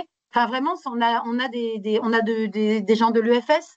On a des tutelles qui sont hyper larges. On avait l'année dernière des gens du musée Fabre, par exemple, qui est un gros musée à Montpellier, qui n'est pas du tout scientifique. Mais là, il y avait un projet avec une scientifique pour faire de la muséothérapie. Et donc, du coup, on a des tutelles qui sont très, très variées et on prend tout le monde. Et après, pour la communication, on se répartit le travail. Mais non, nous, on ouvre complètement, c'est l'idée, en fait. Et ça permet d'avoir plus d'intervenants, plus de collègues, hein. Ça, c'est sûr. Merci beaucoup pour ce retour. Et juste, je voulais revenir sur le fait que, voilà, on n'est pas obligé, surtout quand on se lance pour la première fois en tant qu'institution, de porter le projet. Et votre cas est intéressant parce que vous avez vous-même fait la démarche de contacter un consortium qui existait déjà pour savoir si c'était possible de l'intégrer dans le cadre d'une nouvelle proposition de projet. Et donc, c'est quelque chose qui est complètement envisageable. Voilà, n'hésitez pas à aller voir les projets existants et à contacter éventuellement le coordinateur d'un projet en cours qui peut-être envisage une nouvelle soumission. Tout à fait. Et là, nous, on est bénéficiaires, enfin ce qu'on appelle bénéficiaires. Le prochain appel, je vais être responsable d'un work package. Et le coordinateur tourne chaque proposition. J'ai déjà eu des gros appels du pied pour être coordinatrice la fois d'après. Donc voilà. Donc ça, c'est aussi le côté sympathique, c'est-à-dire que on apprend au fur et à mesure. Moi, c'est la première fois que je faisais un projet européen. Enfin, que j'étais dans un projet européen, je vois comment ça marche. Là, je vais avec les Work Package Leader et puis la fois d'après, voilà. Et je pense que ça ne fera pas trop peur. Voilà, on apprend. Donc, c'est aussi ce côté-là dans ce consortium, ils ont l'habitude et du coup, ça nous prend par la main aussi pour faire les choses de mieux en mieux. Très formateur. Ah, vous avez potentiellement Charlotte qui est intéressée. Il faut qu'on demande, n'hésitez pas à m'écrire. Il faut qu'on voit tous ensemble, mais avec le consortium, mais je peux proposer à la prochaine réunion. Très bien. Merci beaucoup pour ce témoignage très éclairant. Merci. Et on va laisser la parole à Di Laval, qui, du coup, va nous faire un retour, lui également, pour mieux comprendre les attentes de l'appel MSCA and Citizen. Bonjour, bonjour tout le monde. Je suis ravi d'être avec vous aujourd'hui. Je m'appelle Di Laval. Avant de commencer, juste quelques mots. Moi, j'ai donc j'ai agi pour l'évaluation des propals de la dernière édition. Je ne sais pas si je serai à l'évaluation pour la prochaine édition également. Ce qui m'avait été demandé lorsque le point de contact national m'avait contacté, c'était de faire un retour d'expérience. C'est-à-dire, pas forcément là d'analyser l'appel, mais plutôt de se dire, vu comment ça s'est passé, est-ce qu'il y a des leçons à en retenir, est-ce qu'il y a des conseils ou des recommandations à trouver? Donc, je vais vous donner quelques éléments issus de mon expérience de la dernière fois. Vu que je vois qu'on a peut-être un peu, je ne sais pas si on a plus de temps que prévu, mais vu qu'on a un peu de temps, s'il y a des questions par rapport à l'appel, je suis ravi d'en discuter. On peut aussi aller plus en détail vers le texte de l'appel si ça fait partie de vos attentes. Peut-être très rapidement, je vais partager ma présentation. Si, excusez-moi juste un instant. Est-ce que vous voyez ma présentation? Oui, c'est parfait. Parfait. Donc, moi, Oula, alors par contre, hop, je vais la mettre comme ça. Est-ce que ça va comme ça? Vous arrivez à la voir quand même, à peu près? Oui, on va dire que oui. OK. Donc, moi, j'ai agi sur l'évaluation de ces sessions-là. Comme on l'a déjà mentionné, c'est des sessions qui sont très compétitives. Donc, notamment cet appel l'était moins par le passé. Là, il l'a été énormément, pour être honnête, à la dernière session. Comme je l'évoquais déjà, c'est vraiment uniquement les propositions qui ont eu des notes très, très, très, très bonnes, vraiment les plus hautes notes qui ont été financées. Donc, il y a certaines choses à savoir qui peuvent aider, je pense, dans le fait d'arriver à grappiller le petit demi-point de plus ou des petites choses qui font qu'on peut faire partie des lauréats. Très vite, mon parcours à moi. Moi, je viens vraiment de la médiation des sciences. J'ai travaillé pour pas mal de centres de sciences en France et en Europe. Un des premiers pour lesquels j'ai travaillé, c'est le Palais de la Découverte. J'en profite pour faire un petit signe pour vous rappeler que le Palais de la Découverte est actuellement menacé et qu'il y a une forte mobilisation, une pétition et beaucoup d'universités qui sont déjà engagées pour le soutenir. Je vous engage à poursuivre ces actions-là. J'ai également coordonné des projets européens et écrit des projets européens pour Excite, qui est le réseau des centres de sciences en Europe, mais aussi dans le cas de pas mal d'autres projets, le School as Living Lab, TEMI par le passé ou d'autres.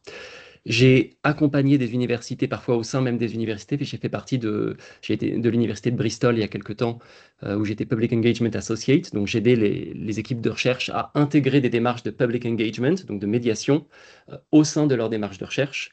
Et puis ces dernières années, je travaille avec une société qui s'appelle Vivant, avec laquelle nous concevons des expériences audiovisuelles ou immersives ou interactives de médiation des sciences.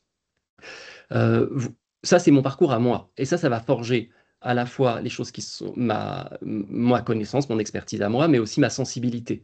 Les autres personnes qui seront là en évaluation, volontairement, auront d'autres parcours et d'autres sensibilités que la mienne. Et c'est pourquoi toutes les propales ne sont pas évaluées par une personne, mais par 3. Là, pour l'appel qui a eu lieu dans l'édition précédente, on était un très grand nombre d'évaluateurs. On était des dizaines et des dizaines et des dizaines d'évaluateurs et d'évaluatrices. Il se trouve que chaque propale qui est reçu va être évalué par 3 expertes ou experts, avec une diversité de nationalités, une diversité d'expertise et donc une diversité aussi de sensibilité.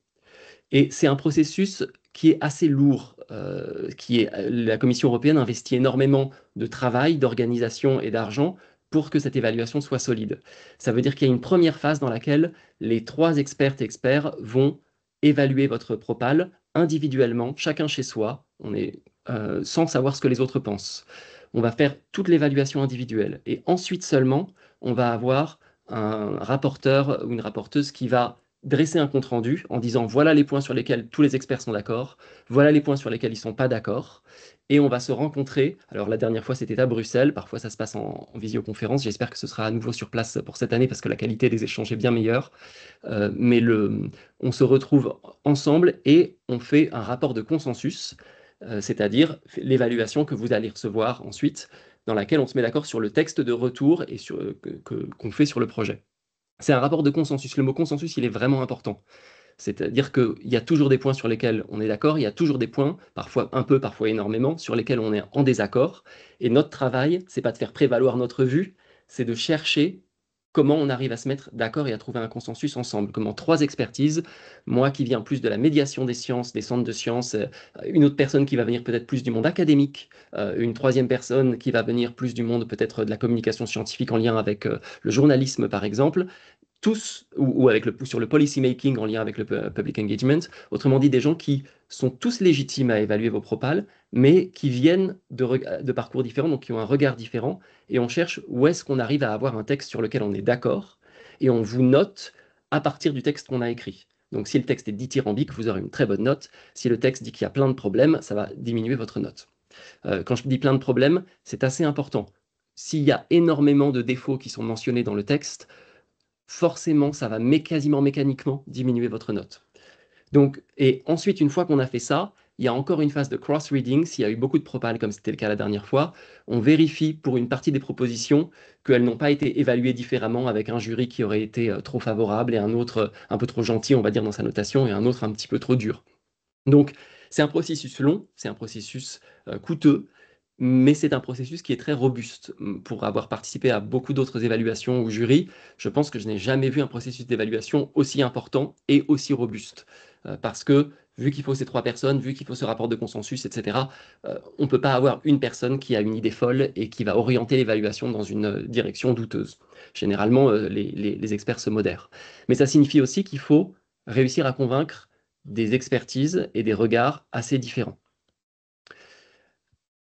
Je poursuis les éléments importants qu'il faut que vous reteniez de ce processus. Nous évaluons votre proposition telle qu'elle. Parfois, il serait très tentant de dire votre proposition est géniale, il faut juste que vous corrigiez ci, ça et ça, et là, elle est super. Mais on ne peut pas faire ça. S'il y a des choses qui manquent ou qui ne vont pas dans votre proposition, selon le jury, on doit évaluer en disant il manque ça, et ça diminue votre note. Donc, ne tablez pas sur le fait que là, il manque un morceau, c'est pas grave, on pourra le corriger après. Parfois, on voit bien que vous pourriez le corriger facilement. On aurait même envie de vous suggérer de modifier quelque chose dans votre proposition pour dire hélas, ce serait vraiment super. Mais on n'a pas le droit de vous faire de suggestions. On doit vous dire la proposition telle qu'elle. Voilà notre retour d'évaluation là-dessus. La commission s'appuie sur l'expertise extérieure pour évaluer. J'ai écrit ça parce que depuis que je fais des évaluations, j'en ai fait beaucoup donc pas seulement pour la Nuit des chercheurs, mais beaucoup pour des projets aussi d'Horizon Europe ou d'Horizon 2020. Souvent, j'ai des institutions avec qui je discute qui me disent « Ah, on n'a pas été pris, je pense que ce qu'on a écrit, ça ne plaît pas tellement à la commission. » Ce n'est pas la commission qui décide si votre proposition est bien, c'est ce jury d'évaluateurs externes.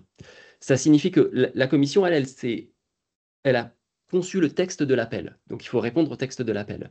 Mais c'est pas spécialement, n'imaginez pas, parce que c'est le cas parfois, des attentes que la commission aurait.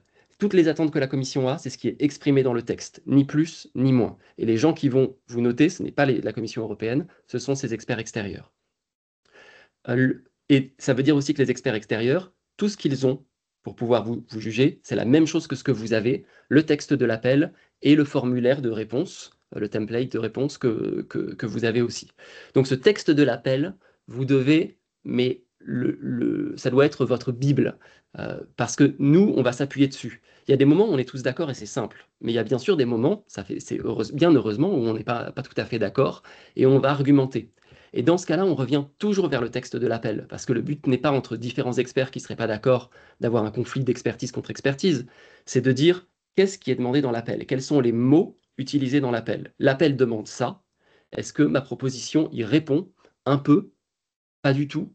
Elle y répond mais mal, elle y répond mais très bien. Et là-dessus, c'est comme ça qu'on arrive à trouver des consensus, c'est en revenant systématiquement vers le texte de l'appel. Donc le but, c'est de montrer que votre proposition y répond.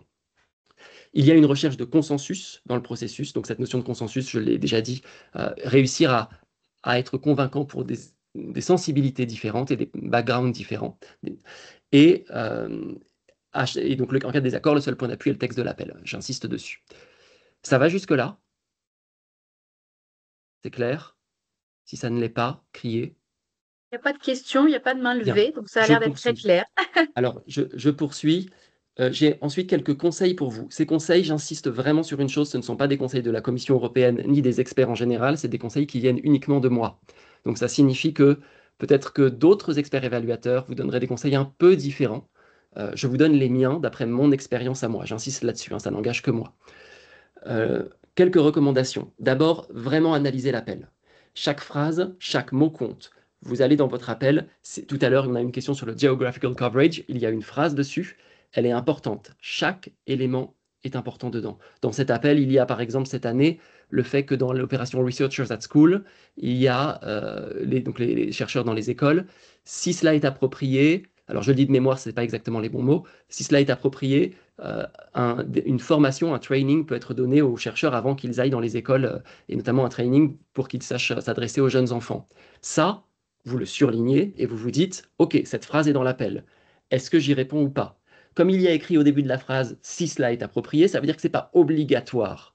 Cependant, ça veut dire aussi que si vous l'incluez, ça vous fait un bon point facilement gagné. Ne le loupez pas. Prenez chaque phrase, chaque mot de l'appel et dites-vous comment j'y réponds. Est-ce que mon projet intègre ça? Est-ce que mon projet répond à cet élément? Parce que globalement, les choses sur lesquelles, s'il y a quelque chose qui est demandé dans l'appel auquel votre projet ne répond pas, ou pas suffisamment, ou pas de façon convaincante, si les experts sont d'accord que ce n'est pas assez convaincant, ils vous le feront en retour. Et s'ils vous écrivent qu'il y a un problème en retour, ça fera très probablement, sauf si c'est considéré comme très mineur, mais sinon ça fera probablement diminuer un peu votre note. Et comme on l'a vu, c'est très très compétitif. Donc il faut éviter, enfin il faut vraiment essayer de faire le maximum de points si vous voulez réussir. Ça veut dire aussi qu'il faut proposer un projet sur mesure pour l'appel. Évitez, si vous avez une idée géniale de projet qui vient d'un autre appel, ou si vous avez juste une idée géniale de projet, c'est super, mais il faut que nous, on ait l'impression que votre projet, il a été conçu spécifiquement pour cet appel et qu'il répond à chaque élément de cet appel. Que vous y ayez ajouté une idée fantastique, on l'a vu là dans le projet Midnight, il y a plein de choses qui n'étaient pas demandées dans l'appel. Il y a le fait d'aller faire des actions hors les murs pour le grand public, il y a des actions d'évaluation qui sont très intéressantes et qui vont être des points positifs en plus, mais assurez-vous que votre réponse nous donne au moins l'impression qu'elle a été construite en réponse à l'appel. Faciliter le travail d'évaluation, quand je dis ça, ça signifie que certaines propositions sont très habiles.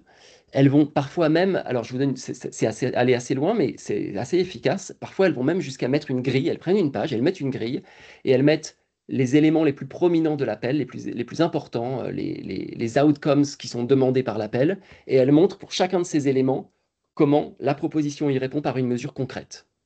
Et c'est une façon extrêmement efficace de dire aux évaluateurs, regardez, l'appel demande ça, et ben nous faisons ça qui y répond directement. L'appel demande ci, nous faisons ci qui y répond directement. Et quand on lit ça, ça permet tout de suite de montrer que vous répondez à tous les points importants de l'appel. Et dans les débats, dans la suite, ça facilite les choses parce qu'on passe pas mal de temps dans les évaluations. Lorsqu'on se dit, mais est-ce qu'ils répondent vraiment à tel aspect, à aller fouiller un peu dans toutes les parties de la proposition pour revoir si par hasard on n'aurait pas raté quelque chose où vous y répondiez. Mais quand vous faites ce genre de choses, ça nous facilite le travail et globalement, ça donne l'impression que votre travail, et ça valorise votre travail, ça le rend plus apprécié globalement. Ça crée des biais positifs en quelque sorte vers votre travail. Et dernier point, le formulaire de réponse également, la façon dont il est rédigé, ce qu'il vous demande, la clarté et pertinence des objectifs, par exemple dans le premier point, c'est ça qui vous est demandé, clarté et pertinence. Donc ces mots-là sont importants. Chaque mot est important parce que, encore une fois, la seule chose sur laquelle nous pouvons nous appuyer, nous, pour vous juger, la seule chose qui nous est donnée par la commission, c'est la même chose qu'à vous, le texte de l'appel et le formulaire de réponse. Donc, vérifiez que vous répondez à ça de façon extrêmement structurée et extrêmement lisible. Je poursuis. Je vous fais quelques retours ici qui viennent de défauts souvent constatés dans les propositions, pas spécialement sur celles de la France, hein, sur celles auxquelles moi j'ai pu être confronté ces dernières années. D'abord, faire des propositions qui soient concrètes, qui garantissent d'atteindre les objectifs. Si vous dites « nous sommes très engagés là-dessus, c'est extrêmement important pour nous », nous, évaluateurs, on trouve ça super, mais on dit « oui, mais qu'est-ce qui concrètement nous dit que vous allez aller vers cet objectif ?» Cette proposition que vous faites, si vous êtes lauréat, elle se transforme en un contrat. Donc c'est comme dans un contrat commercial, qu'est-ce qui me garantit que le travail va être fait? Est-ce que j'ai une mesure concrète ou est-ce que j'ai juste des gens qui me disent « c'est très important », mais que ça n'est pas clair quelle mesure en pratique va être mise en place. Chercher les expertises nécessaires en interne ou en externe. Alors on a un super exemple juste avant avec un consortium international, mais aussi en termes d'expertise. Par exemple, dans l'appel ici, vous avez la question de la promotion de l'égalité de genre, de l'inclusion et de la diversité. C'est mentionné dans le texte de l'appel. Donc, posez-vous la question, notre projet va-t-il concrètement, avons-nous des mesures concrètes, efficaces et convaincantes qui vont promouvoir l'égalité de genre, qui vont promouvoir l'inclusion et la diversité dans les sciences? Si jamais vous avez le moindre doute, n'en restez pas là. Allez chercher vos expertises. Vous avez sans doute dans vos universités des responsables liés à ces thématiques, des départements liés à ces thématiques qui peuvent vous aider. Vous avez en externe, vous pouvez tout à fait faire appel à des experts externes qui viennent vous y aider. Vous pouvez, je sais par exemple, j'ai vu passer il y a quelques jours que l'AMSTI, le réseau de la culture scientifique en France, a fait des actions maintenant de tutorat sur les thématiques de diversité et d'inclusion. Je crois qu'ils viennent de lancer un appel à candidature pour des structures qui voudraient être tutorées. Donc, allez chercher cette expertise parce que, comme vous avez 3 experts, si vous ne proposez rien sur cette question d'égalité de genre, d'inclusion et de diversité, ou si ce que vous proposez est assez faible, vous êtes sûr que vous avez au moins une des 3 personnes expertes qui, elle, s'y connaîtra sur ce domaine-là et qui va dire « Oula, ce qu'ils proposent en diversité et inclusion, c'est vraiment faible. Ça prouve qu'ils s'y connaissent pas trop. » Et ce sera mentionné dans votre retour d'évaluation et ça diminuera probablement légèrement votre note. Donc, dès que vous sentez que vous n'êtes pas solide sur quelque chose, ne vous dites pas « on va baratiner un peu et ça passe ». Il y a 3 experts. Il y en a au moins un des 3 qui s'y connaît dans cette thématique et qui va repérer que là, c'est faible. Si vous faites des choix audacieux et notamment budgétaires, justifiez-les. Il n'y a rien qui est interdit, mais justifiez vos choix, de façon à ce que si quand un des 3 évaluateurs disent « Oula, ça c'est vraiment audacieux, à mon avis ça va trop loin » ou « c'est un peu à côté de la plaque », on ait la justification qui permette de dire « Ah ok, ils justifient pourquoi ils ont dédié un tel budget à tel type d'action, ou pourquoi ils ont choisi d'intégrer tel élément ». Prenez le temps de justifier, c'est ce qui nous permet, nous, après, d'argumenter aussi pour votre proposition, si nous, on a été convaincus quand on a des désaccords.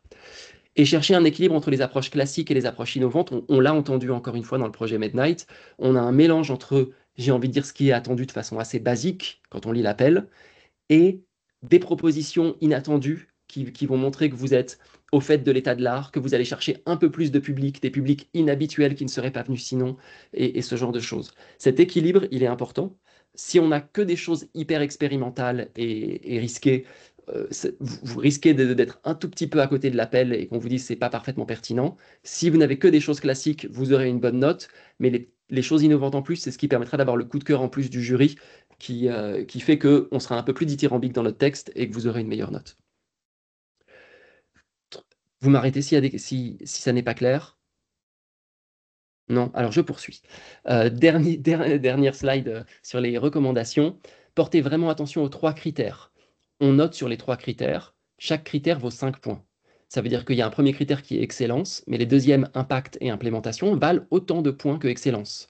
En cas d'égalité, excellence a une prédominance. Mais cependant, j'insiste sur le fait que impact et implémentation, à la base, valent 5 points, tout comme excellence.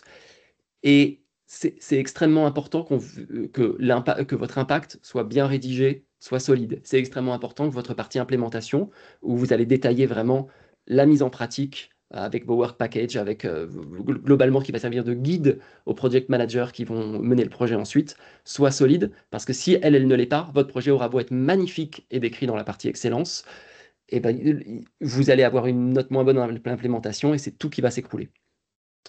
En excellence, il s'agit évidemment de montrer la pertinence de votre projet, parfois son originalité, tout en restant vraiment pertinent pour l'appel, j'insiste. La qualité des mesures proposées, il s'agit de répondre, c'est vraiment là où vous allez montrer que vous répondez à tous les éléments mentionnés dans l'appel. Dans la partie impact, assurez-vous que vous répondez à l'ensemble de l'impact attendu. Si vous allez sur le site de la Commission européenne, vous avez le topic description, mais vous avez également des éléments d'impact dans une autre partie qui s'appelle, je crois, topic destination. Vérifiez que vous répondez à tous les éléments d'impact attendus pour ce type d'action. Et montrez-le, n'hésitez pas à remettre impact attendu, c'est celui-ci, voici ce que nous avons répondu, en clarifiant systématiquement quel public vous allez toucher, par comment vous allez les toucher, lesquels sont touchés par de la communication, lesquels sont touchés par de l'action de médiation, puisque c'est 2 choses différentes. Quels sont vos canaux de communication? Quels sont les seuils que vous visez? Combien de personnes en communication? Combien de personnes viendront sur place? Combien de personnes seront touchées par les actions de médiation que vous mettez en place dans l'ensemble du projet? C'est évidemment, vous n'en savez rien, le nombre exact, vous allez le découvrir une fois que ce sera fini, mais combien vous visez? Et le but, c'est de vous dire, d'après notre expérience, en discutant, d'après l'expérience avec de nos partenaires, voilà ce qu'on vise, et de façon à ce que ce soit à la fois crédible. Ne mettez pas 10 millions de gens ou alors justifiez-le si vos chiffres sont un peu fous, toujours pareil, justifiez-les pour qu'on soit convaincu, et en même temps suffisamment ambitieux et suffisamment, bien sûr, atteignable. Et sur l'implémentation, c'est une partie où je vous conseille, moi, alors c'est vraiment un nouveau que moi personnellement, et moi je vous conseille sur l'implémentation de chercher la simplicité, l'efficacité. Le but dans l'implémentation, c'est de montrer que votre projet est solide. C'est pas là il y a d'autres parties dans Excellence, par exemple, où vous pouvez parfois avoir des éléments très originaux.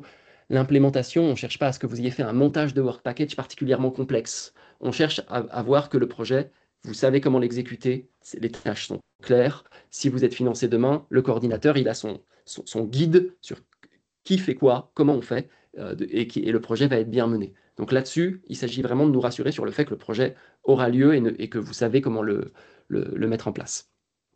Et dernier point, la complémentarité du consortium, c'est vraiment dans l'implémentation, c'est pas dans Excellence qu'il faut la montrer.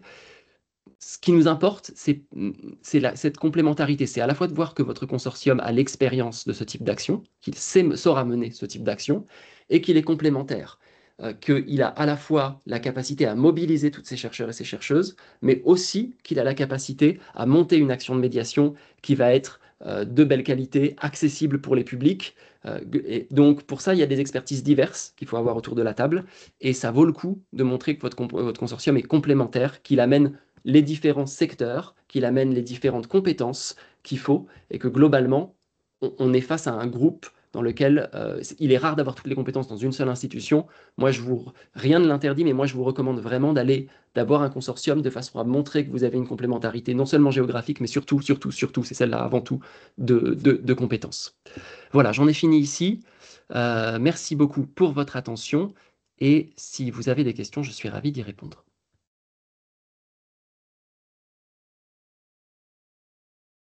Merci beaucoup, Di, pour cette présentation. Il n'y a pas encore de questions, mais moi, j'en ai une. Alors, je me lance, ça lancera peut-être les autres.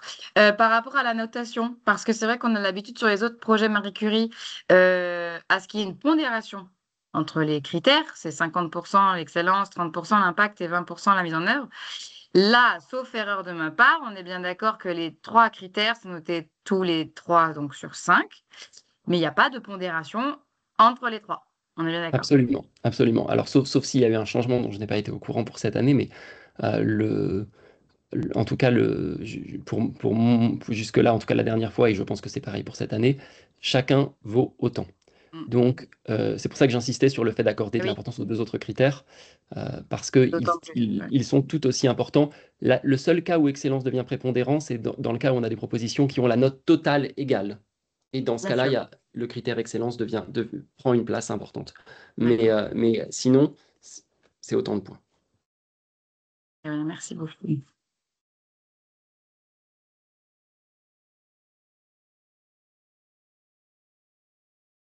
On n'a pas de questions, mais des retours sur la présentation, les présentations très claires. Si vous avez des questions, même par rapport au texte de l'appel ou quoi, je peux également y répondre. Mais j'insiste encore une fois, la seule chose qui est solide, c'est le texte de l'appel. C'est-à-dire que vous avez peut-être remarqué que parfois, dans les réponses que Oscar a pu faire tout à l'heure, il arrive que les réponses soient parfois pas ambiguës, mais on va dire peut-être pas aussi claires. Quand vous dites est-ce qu'on peut faire ci, ou est-ce qu'il faut faire ci, ou est-ce qu'il faut faire ça, par moment, on ne peut pas vous dire il faut faire ci ou il faut faire ça. Parce que je ne sais pas quels experts vont vous évaluer. Tout ce que je sais, c'est que c'est ce texte de l'appel.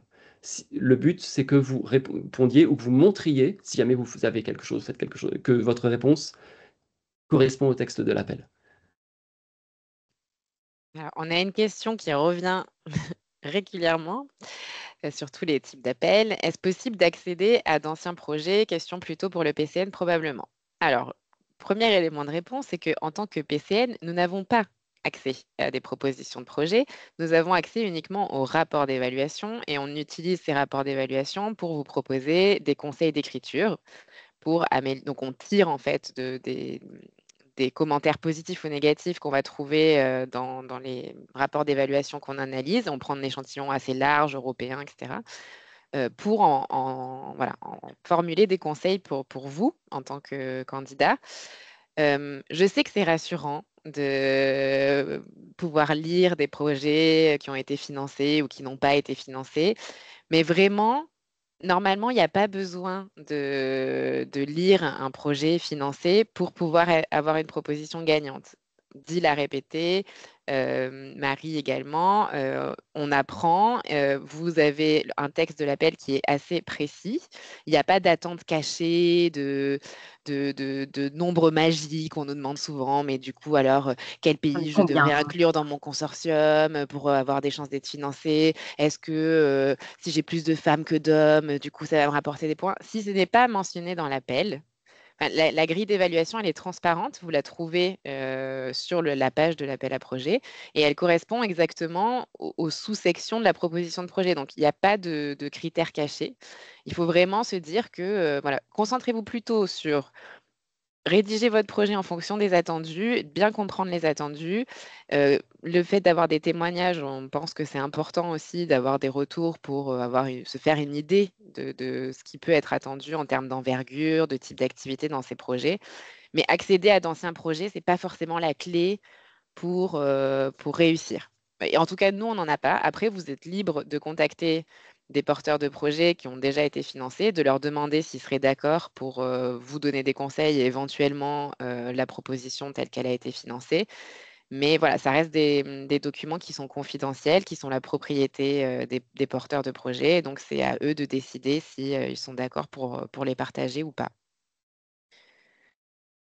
Même retour de mon côté, profitez-en si ça vous intéresse. Allez voir sur les portails de la Commission européenne ou du point de contact nationaux qui ont été les projets financés. Souvent, ils ont des sites web déjà, ça vous permet de prendre conscience un peu de ce que c'est. Et pour voir comment ils ont été rédigés, en effet, là, c'est à leur contacter l'institution et voyez si elle souhaite partager ça avec vous. Mais ça peut être aussi l'occasion de rencontrer notre institution, de rentrer, comme on l'a vu là avec Marie Péquignot juste avant, dans un autre consortium.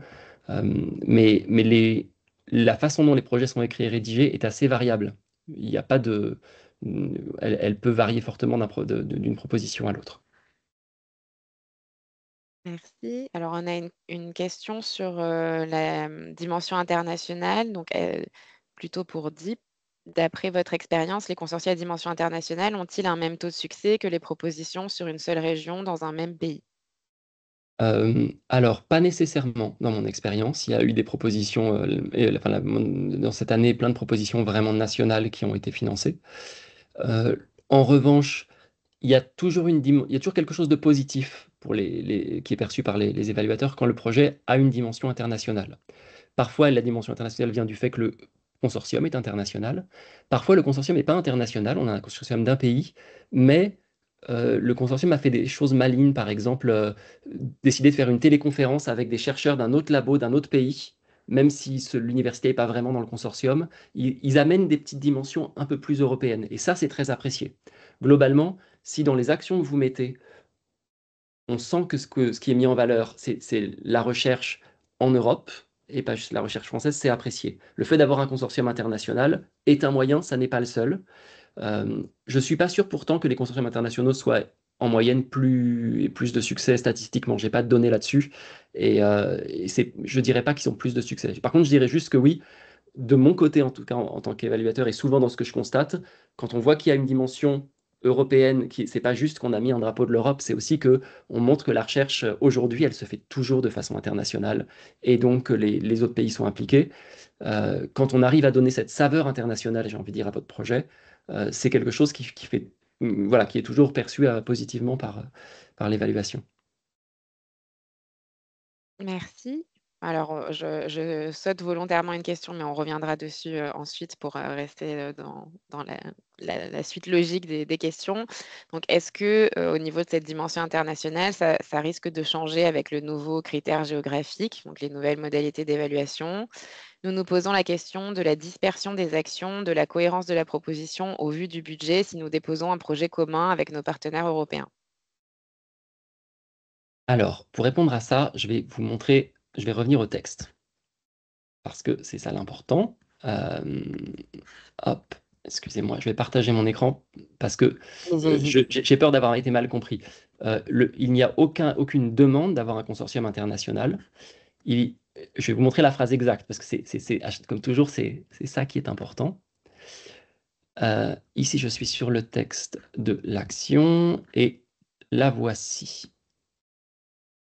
Des partenariats et une coordination au niveau régionaux, nationaux et internationaux sont encouragés fortement.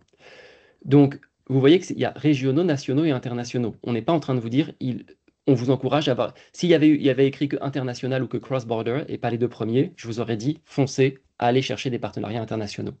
Il y a les trois. Donc, ça signifie que c'est pas quelque chose auquel il faut absolument avoir. En revanche, ce qu'on veut, et ce que les experts vont être amenés à évaluer, c'est ça. Qu'est-ce que ça veut dire Good Geographical Spread? Ce sont vos évaluateurs qui vont lire votre proposition et dire si, selon eux, c'est un good ou pas un Good Geographical Spread. Dans mon expérience, essayez d'aller plus loin d'aller un peu plus loin que votre région simple.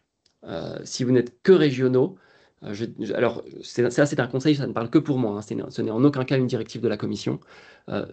Si vous n'êtes que régionaux, vous avez une petite chance que pour un des trois experts, ce soit un petit peu trop faible que ça. Si vous arrivez à déborder au-delà de votre région, là, ça commence à être intéressant.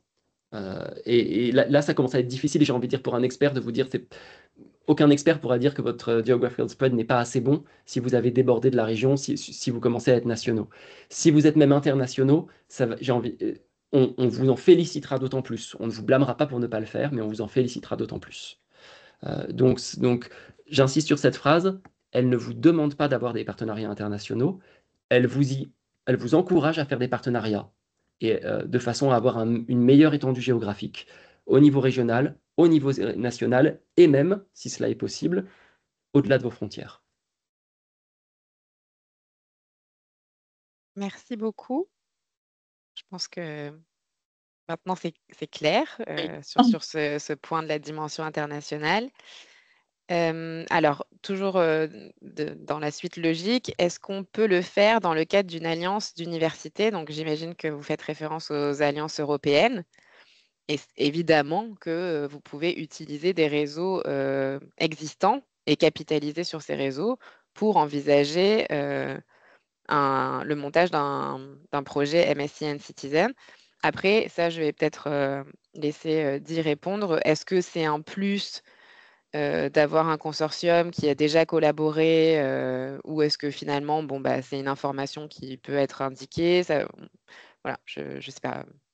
Ce que je me dis qui est jamais mal, c'est d'indiquer que ce consortium a déjà l'habitude de travailler ensemble. C'est toujours un élément rassurant en plus, puisqu'on sait toujours qu'il y a un consortium nouveau qui se forme, il y a toujours des risques sur le fait que ça fonctionne pas ou difficilement entre eux, en tout cas au début, qui intentent et c'est pas des projets très très longs, donc c'est rassurant. Ça va pas tout changer. Ce sera un petit élément, ça sera pas un élément déterminant. Mais si c'est des gens des universités, des structures qui se connaissent déjà et qui savent comment travailler, oui, indiquez-le, ce sera d'autant plus rassurant. Merci beaucoup. Et donc, je vais prendre la question que j'ai volontairement décalée. Est-ce que le PCN peut faire un retour sur l'éligibilité de certaines dépenses, par exemple l'envoi d'une liste avec des propositions telles que job étudiant, etc. Alors, la première chose que je voulais vous signaler, c'est que contrairement aux autres actions Marie Curie, qui sont financées en contribution unitaire, je rappelle que l'action MSc Citizen est un peu à part, puisque c'est du financement en lump sum, donc en somme forfaitaire. Et pour définir le montant total que vous allez demander par bénéficiaire et puis à l'échelle du projet, qui est limité à 350 000 €, il va falloir faire un budget un peu au réel. Donc, vous allez devoir estimer vos coûts réels et puis découper ces coûts en forfaits et demander un certain nombre de forfaits. Et ces forfaits vont être également dispatchés par Work Package ou lot de travail, comme l'a indiqué Oscar dans sa présentation. Et donc, on peut, enfin, en tant que PCN, nous, on ne va pas vous fournir une liste de toutes les dépenses éligibles parce que potentiellement, enfin, on ne pourra jamais couvrir surtout sur des actions de vulgarisation scientifique. Voilà, il peut y avoir la production d'un film, il peut y avoir, je ne sais pas, produire une BD. Et puis même nous, on est bien incapable d'estimer le coût d'une action. Enfin, vous êtes beaucoup plus légitime que nous pour savoir combien un événement que vous souhaiteriez organiser va vous coûter en fonction de ce que vous souhaitez faire. Donc l'idée, si vous êtes scientifique, c'est de contacter les services supports de vos établissements respectifs pour travailler avec eux à l'élaboration de ce budget. N'hésitez pas à impliquer les services de médiation scientifique ou de communication qui peuvent être plus informés sur le coût réel et la faisabilité de certaines de vos actions. Et pour tout ce qui concerne, après, si vous avez des questions spécifiques, par exemple, il y a eu les questions sur les jobs étudiants, Oscar a dit qu'il allait se renseigner sur le caractère éligible ou pas de cette dépense. Là, dès lors qu'il y a un doute sur l'éligibilité au regard des règles de la Commission européenne, n'hésitez pas à nous contacter. Si on a la réponse, ben, on vous la donnera. Et si on ne l'a pas, on se renseignera auprès de la Commission européenne pour vous faire un retour, quoi qu'il en soit. Et sur le fonctionnement en lump sum en lui-même, le PCN juridique et financier a déjà organisé plusieurs webinaires sur comment on monte un budget en lump sum, comment ça marche, il y a un tableau Excel, etc. Donc n'hésitez pas à aller consulter les ressources du PCN juridique et financier qui sont disponibles sur le portail gouvernemental Horizon Europe, sur lequel on a notre mini-site Marie Curie, mais dans lequel vous retrouverez également tous les mini-sites des différents PCN. Et après, voilà, si vous avez des questions, voilà, dans tous les cas, on est là pour vous accompagner. Mais on n'a pas produit d'outils avec une liste potentielle à ce jour de dépenses éligibles. Donc voilà, lisez les textes, c'est assez borné en général. Hein, et s'il y a des questions, voilà, n'hésitez pas à revenir vers nous. Je vous remettrai dans le chat l'adresse mail générique du PCN.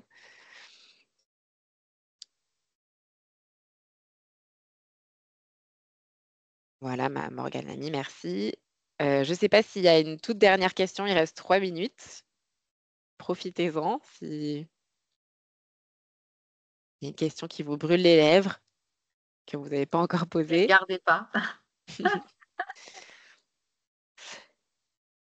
J'ai pas l'impression. Non. Bon. Mais écoutez, il me reste qu'à vous remercier, les participants, les intervenants pour la qualité de vos présentations et le temps dédié à cette session. Merci à vous.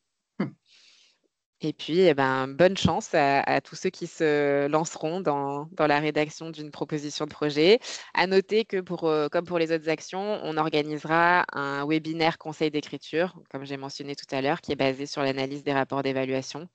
Donc, n'hésitez pas à vous inscrire à la liste de diffusion pour être informé des dates de l'événement. Promis, on n'envoie pas des milliers de mails par jour. Et puis, voilà, n'hésitez pas à nous recontacter pour toute question liée à l'appel.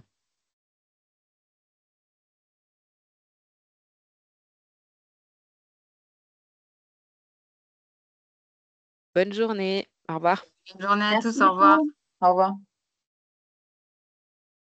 Merci beaucoup. Au revoir. Au revoir, merci.